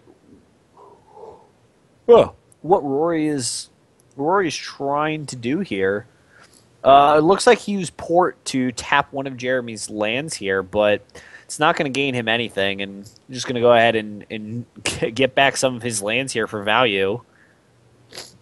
Yeah, but he's already played a land this turn, right? So he can't wasteland him twice this turn. Right. Certainly going to set up for next turn. I'm sure Jeremy's plans for the next couple of turns are to flip off a Dark Confidant, dredge off of the Life from the Loam, Sylvan Library to make sure that we don't suddenly die, and continually cast Wasteland until Rory decides he doesn't want anymore. Yeah, I mean, I really believe that Jeremy doesn't have to do anything for the rest of the game to actually win this one. He just has to go through the motions of everything, and he just has the win practically on board. He can just attack for 2 a bunch, keep dredging the Wasteland, and Rory can't get out of this. But the problem is if he keeps dredging the Wasteland, he doesn't actually get to set up his deck the way he wants to, and he could possibly take damage off of his Dark Confidant. That's certainly true. We could actually... I believe, I'm not actually 100% sure how this works, but I believe you can dredge your first draw off Sylvan Library, and then reset the next 2 cards, put them back, and only draw life from the Loam and take no damage. So Jeremy can actually do that every turn to make sure that his Dark Confidant isn't going to do too much here. And what do you think about just wastelanding the Maze of Death pre-combat here and getting it for 4 and just increasing your clock by a full 2 times? Yeah, I think Jeremy right here is taking a slow approach to try and kill Rory here, almost as though he's showing off, and that's not what I want to do here. If I'm Jeremy, I want to get this game over quick. I don't want Rory to draw anything to get out of this. I want him to be dead now. Yeah, exactly. I feel like he's going for the flawless victory here. He's going to try to kill all of his permanents too as well. And I'm in the boat that you are. Let's see. This is Jeremy demonstrating that he doesn't value his time or his opponent's time here. Come on, man. Let's just get this game over with. Let's just move on ahead a few turns quicker, and let's stop just playing with ourselves of what's going on here. Is that a Knight of the Reliquary? It is, and it looks like Jeremy's going to be able to flip a Chalice over to the Confidant and save himself a ton of life here. But as I said, he's going to go ahead and take 4 here for this Knight of the Reliquary, and I don't hate that, but it's also not really necessary here. We're going to Life Alone, get back a Wasteland, go ahead waste that Mazabith. Well, I think he just played a land, right? Did he? I think I might have missed that, but I think you're right. I actually think Jeremy might have already played a land this turn, so this Life of the Loam is just... Yeah, this is interesting from Jeremy. He's giving Rory multiple extra turns here, but I mean, Rory doesn't have a lot going on, let's be honest. I mean, I still don't think there's a chance that Rory gets back in this game, but still, I feel like we could have maybe ended this a turn or 2 quicker. Yeah, as you said, I think Jeremy here is just realistically going for, all you have is a Molten Vortex, I gotcha. But that's not really what I want to do. And especially knowing that Aggro Loam can sometimes take a little while to kill your opponent, and knowing that lands can sometimes take a while to kill your opponent, that this is not the game that I want to be playing. I want to get this game over with quick so we can try and have enough time for game 3. Yeah. And it looks like he's going to actually be able to use Vortex to kill the Knight of the Reliquary because there weren't enough lands in the graveyard to make sure that the Knight could not die from getting shocked. Right, and this was definitely a problem with the way Jeremy did it. Jeremy just assumed that he should just loam back all of the lands back, even though he had a Chalice on 0, and then was in a situation where his Knight of the Reliquary was not big enough. And we're going to go ahead, and I think that's a punt on Jeremy's side here. It looks like it has been called, so a punt has been declared in the chat. So, right, and Jeremy has a Wasteland. Jeremy's going to go ahead and go for the Taiga and play another Knight of the Reliquary. But again, I'm not thrilled with not trying to get this game over with as soon as possible. Rebuy on the Chalice on 1. I don't think Rory cares about that. He's just going to go ahead and pass. He's not going to even bother attacking here. I think he's just trying to establish dominance here. He's just going to run him out of permanents, kill all of his stuff, and maybe make Rory actually just scoop it up. But if I'm Rory, there's no way I'm conceding this game anymore with as many small little hiccups as Jeremy has had in this game. Right, and this is something that I actually do like, is Rory is familiar enough with his deck and with how Jeremy's deck works to the point where he's like, okay, I'm going to see how Jeremy plays this deck and go from there. Because once you know how Jeremy is going to play every deck, play everything, and you have an idea how he moves things, it's going to be a really good idea to figure out what Jeremy's plans are, how he's going to approach the matchup, and it'll let you move through your own motions to kind of beat what Jeremy's doing. Yeah, it looks like he actually took 3 off of the Dark Confidant there, revealing another Knight of the Reliquary, so now he's down to 5. So, I mean, there are, I guess, possibilities that he could win from here if he keeps, forgetting to attack and getting in this extra damage. Decay was revealed. Oh, Decay was revealed. Okay, it looked like another Knight. I see the Knight of the Reliquary on top of the Bob, and I thought that's what happened. So he took 2 here, not 3. Right, okay. and once again, Jeremy almost made the same mistake again. He just left his Knight of the Reliquary pretty low. Yeah, and this way he's going to be able to get some cards in the yard. It looks like Rory's finally going to pack it in here. I feel like we played a few extra turns that game, but still the same outcome. Jeremy made a little dicier maybe than it possibly needed to be, but he still got the win here, so good job for Jeremy. Right. The way Jeremy played that game is Rory actually had an ability to untap and play a stage, crop rotate out a Mazavith for a Dark Depths, play a second land, make a 20/20, and leave Jeremy without a way to win the game anymore. Yeah, exactly. So now, if you're Rory, do you change anything after seeing what hate that Jeremy brought in? Is there a chance that I feel this is something that a lot of players don't do? They don't sideboard in between games 2 and 3 enough. And there's a chance that maybe you need to change up some configuration in your deck after seeing all this hate that Jeremy brought in.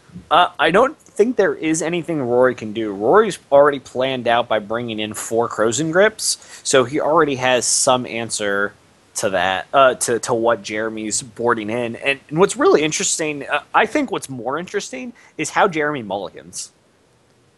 Does he see a hand that looks pretty horrendous but has Leyline of the Void in it and keeps it hoping that Rory doesn't have anything else? Or does he mulligan to a 6 that has a Knight of the Reliquary and a Wasteland and a Confidant, but not any Surgical or Chalice or anything? So I'm really interested to see how Jeremy mulligans in Game 3, especially being on the draw. When your hand doesn't play itself for you, when you don't have multiple ley lines in your hand and 2 lands and a Loam and a Wasteland, I'm really interested to see how he's going to mulligan in Game 3 here. That is a really good point, actually, and I think that's actually more important than the things that we mentioned earlier. And I don't play lands. I've never played the deck lands. I've played against it a bunch of times. Honestly, I'm not a fan of the deck because the decks that I generally play just straight scoop to this deck most of the time. So Wasteland you, life the Loam this Wasteland, play a second Wasteland to waste you. Oh well, yeah, punch you, fire your Delver. Yeah, tag you with this Delver. Oh, you mazed it. Yeah, I guess that's fair. I just have bad flashbacks of playing against this deck and feeling like I'm getting somewhere and attacking with a Delver, and they're punishing fire. And I'm like, force of will, your punishing fire, pitch a card. And they're like, use my Grove of the Burn Willows to get punishing fire back. I'm like, yeah, that didn't feel very good. I just wake up sweating, Mazavith, Wasteland, life of the Loam. Oh, definitely having nightmares about that tonight. That is 100% happening. Thanks, Rudy. And thank you, Rory and Jeremy. God. Why can't we get these players playing fair decks like Eldrazi? Come on. Oh, what do you got there? Tarmogoyf? That's pretty fair compared to this Thought-Knot Seer. Yeah, exactly. But, let's be fair. This is what Legacy's about, right? You have these decks either being completely unfair, or you have the decks that are playing fair, I'm using quotations here, that are trying to stop you from being unfair. Playing things like Delver into Daze Your Spell, into Force of Will, some other stuff. So I'm not actually paying mana for this stuff. I'm still doing pretty broken stuff in my fair deck, Right. And it looks like Rory went ahead and kept here, and Jeremy has one of those hands. He has a Green Sun Zenith, he has a Mox Diamond, he has a Confidant. He's going to go ahead and keep, but I wonder if this hand's going to be good enough. And a turn 1 Vortex from Rory and a Mox Diamond is going to go ahead and tell Jeremy, hey, just to let you know, anytime you play a creature, it's dead. Yeah, you know what? If I got to have turn 1 Molten Vortex and Mox Diamond every game, I would totally play this deck. Well, because every game we've seen from him so far, I mean, he's just had like the nuts turn 1, even with his mulligans.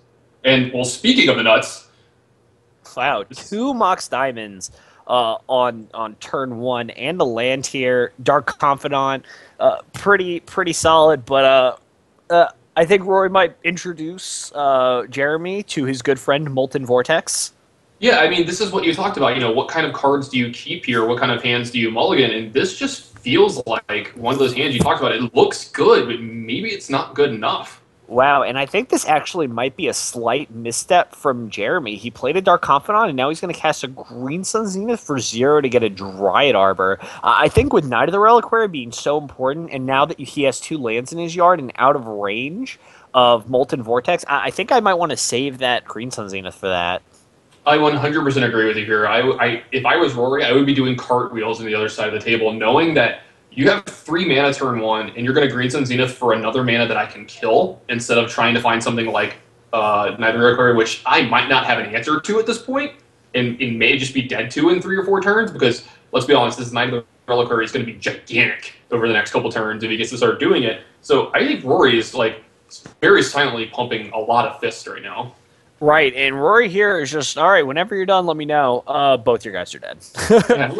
Are you done yet? Because I have some responses. I have some stuff to do to your guys. Right, and I think this might play into Jeremy's inexperience with the deck, but experience in Legacy. He knows Green Sun Zenith for a Dryad Arbor is a powerful play, but he might not realize that it's not the best play in his deck. Yeah, I mean, I think you're making a perfect point here. You have to figure out, you know, what is this card supposed to do in this matchup specifically, and especially against this board state. You know, Rory's hand is on the table. Like, what he's planning to do this game is already out there. You already have the information. You know, this Vortex is already there. And both of the big plays you made are playing directly into what he has in play. But maybe Rory doesn't have enough lands left, too. There's always that chance. We saw a lot of spells out of him in game 1 and 2. All right, I'm interested to see what they are talking about. But yeah, I think Jeremy might have made a little bit of a misstep. I wonder if Kory's yelling at him, and that's why Jeremy's hand are on his head.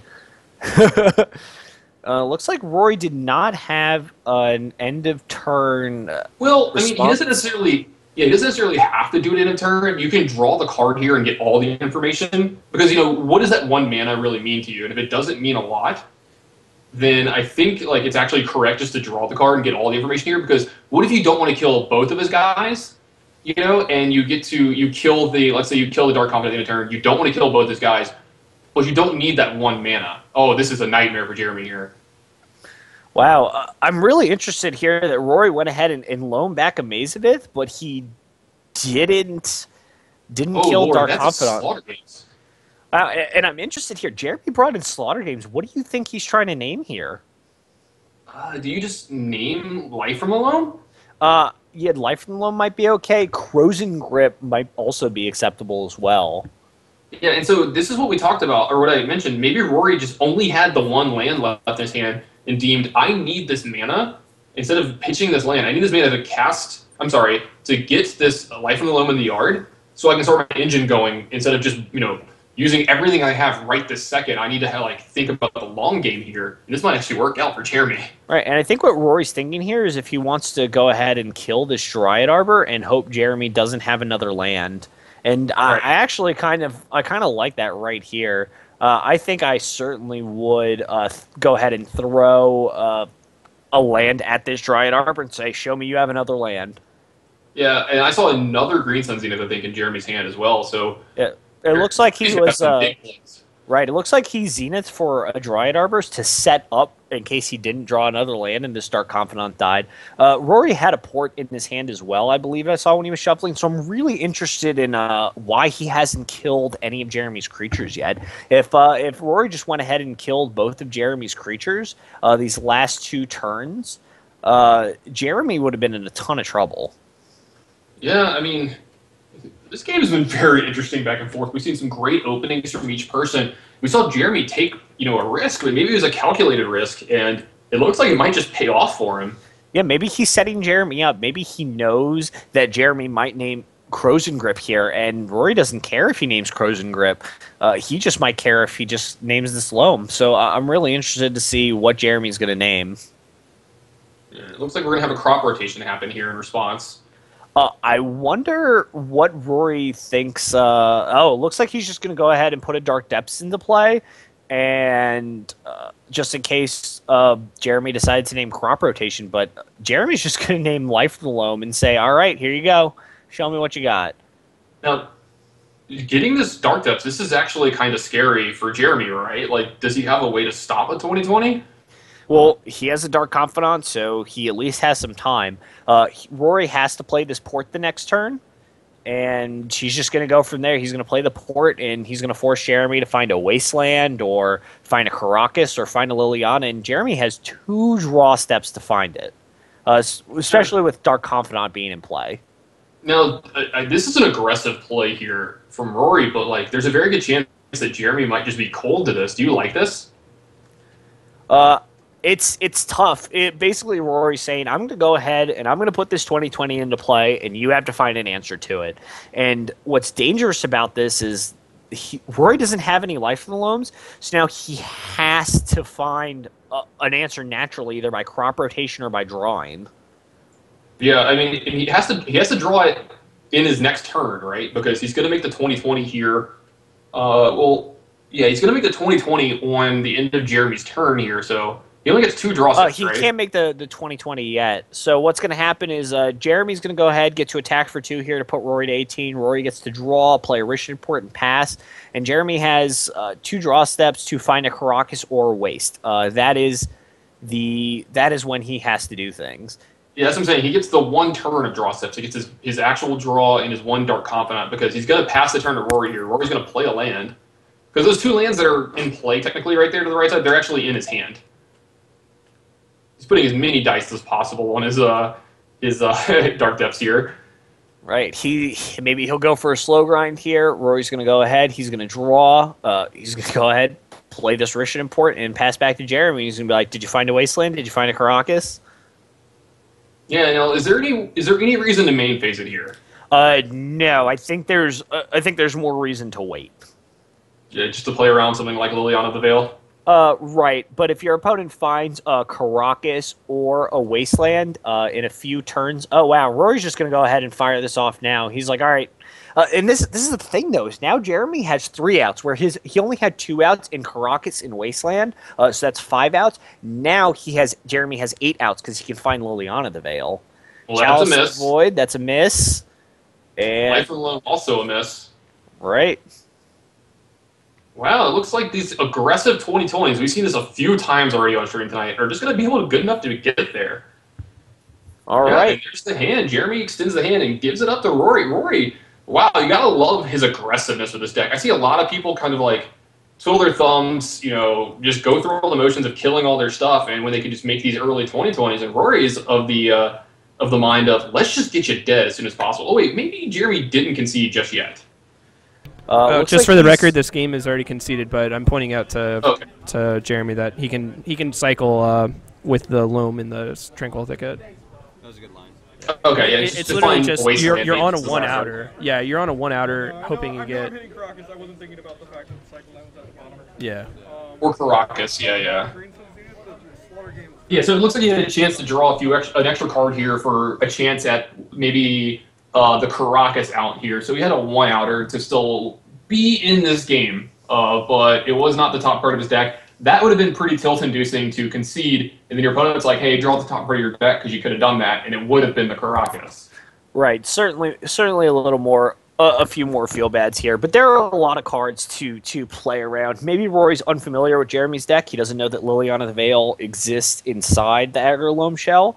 But I think if he was, he might have thought twice about about making it 2020. The thing with Wasteland is, if Jeremy were to snap off Wasteland to try and hit a stage or a depths, Rory could just make it 2020, and then Jeremy would have to have a Liliana or Liliana in that spot to get rid of it. But otherwise, Rory just has a 2020, and Jeremy can't, and Rory can't really fire off making it 2020 because if Jeremy has Wasteland, then he can waste in response, and the Dark Depths fizzles, and there's nothing there. So it's kind of interesting the way both players went ahead and played it, but it looks like Kory's actually going to wrap up here. So we want to thank you guys for watching Snapcasters, and I really want to thank Kory for setting this all up. Without Kory, there wouldn't be this stream. You guys wouldn't be sitting here watching Legacy, and it's really nice that we're able to bring you Legacy and have some nice commentators, and I really appreciate Kory for putting this together, because it's been really an awesome experience. Oh, absolutely. Thanks, And let you guys know, you can hit the follow button down there. That's that little heart-shaped button at the bottom left-hand of your screen. Make sure you follow this channel, Snapcaster, so you can find out when they're going live. And if you scroll down just a little bit, there's a lot of stuff down there too, like their Twitter, their Instagram, their schedule. You can donate to it to make sure that this keeps going. Because, you know what, guys? You are the reason that we do this, that people like Rudy and I get to do commentary and Kory gets to make a stream like this. So make sure you show your support so stuff like this can continue to happen and you get all this awesome entertainment in your life. Yeah, we have a lot of fun. We want to keep doing this, so we're going to try to do this as much as possible, and we'll certainly see you guys whenever we can. I believe on Wednesdays, Curio Cavern is going to be... I guess quick update about that. I'm actually, tomorrow, unfortunately due to work, I'm not going to be located near Curio Cavern, so... unfortunate short notice, I will not be streaming tomorrow. And Friday I'm going to be en route to Philly. So unfortunately, this is going to be it for this week. I may stream some tomorrow. I've been wanting to do an in-depth analysis with Aggro Loam. Completely biased, I know. But I may actually set up my rig and film from home tomorrow instead of Curio. But we're going to play that by ear. Yeah, so guys, keep an eye on the Twitter. If you guys follow at Snapcasters2U, you'll be able to keep an eye on what's going on. You can follow Tannon at the Tannon Grace. You can follow myself at It's So Bizarre. That's ITSSOBZA. So if you guys are interested in keeping up with us and seeing when we go live, if you're interested in Hearthstone, Tannon's pretty good at that. He also does a lot of commentary, so feel free to check him out. If you're interested, I write articles and stream every once in a while, so you can click on my name to do that, or you can check me out on mtgcardmarket.com. But thank you guys for watching, and we love the support, and we'll see you guys next time. Quick thing, go watch VSL, guys. There's a lot more cool magic going on right now. Yeah, you guys live in a great age, digital age. I'm glad I was born into this because there's so much coverage everywhere. Yeah, VSL is going on right now. There's a ton of people watching it. It's vintage. It's sweet. My roommate's in it right now. Go watch it. Yep. All right, guys. Thanks again for watching, and you guys have a good night. Yeah. Also, if you guys want to link in chat where to follow you guys, or wherever you can find you, if you like. So yeah, quick shout out to you guys. Thanks so much for coming out and doing commentary for us. I really appreciate you guys taking the time to make our games entertaining and helping out on the new players and teaching us a thing or two. So thank you guys for your time and your support for coming out tonight. I really appreciate it. Yeah, no problem. It was fun. Yeah, it was a ton of fun. Yeah, so I guess closing notes. No stream tomorrow, again, unfortunately, or Friday. I'm going to do what I can to make sure we do have some content that we're pushing. I'm not sure if I'm going to be streaming. I'm probably going to... I might just actually record a video and just push it to YouTube. So if you haven't already, make sure to follow us there. Otherwise, I would like to stream and show you guys some more content. I'm going to have to play that by ear, unfortunately, because I got to get ready for this weekend, and work is also getting in the way slightly in my schedule, unfortunately. And hopefully we'll see some of you guys this weekend at Philly. If not, make sure you tune in. Maybe we'll get on stream. Maybe. Yeah, absolutely. So with that note, shout outs real quick to Games and Stuff for hosting this awesome event. We're out here every Tuesday. Our schedule is listed down below. And you guys already covered everything, so thanks again for watching, guys, and I will see you next time.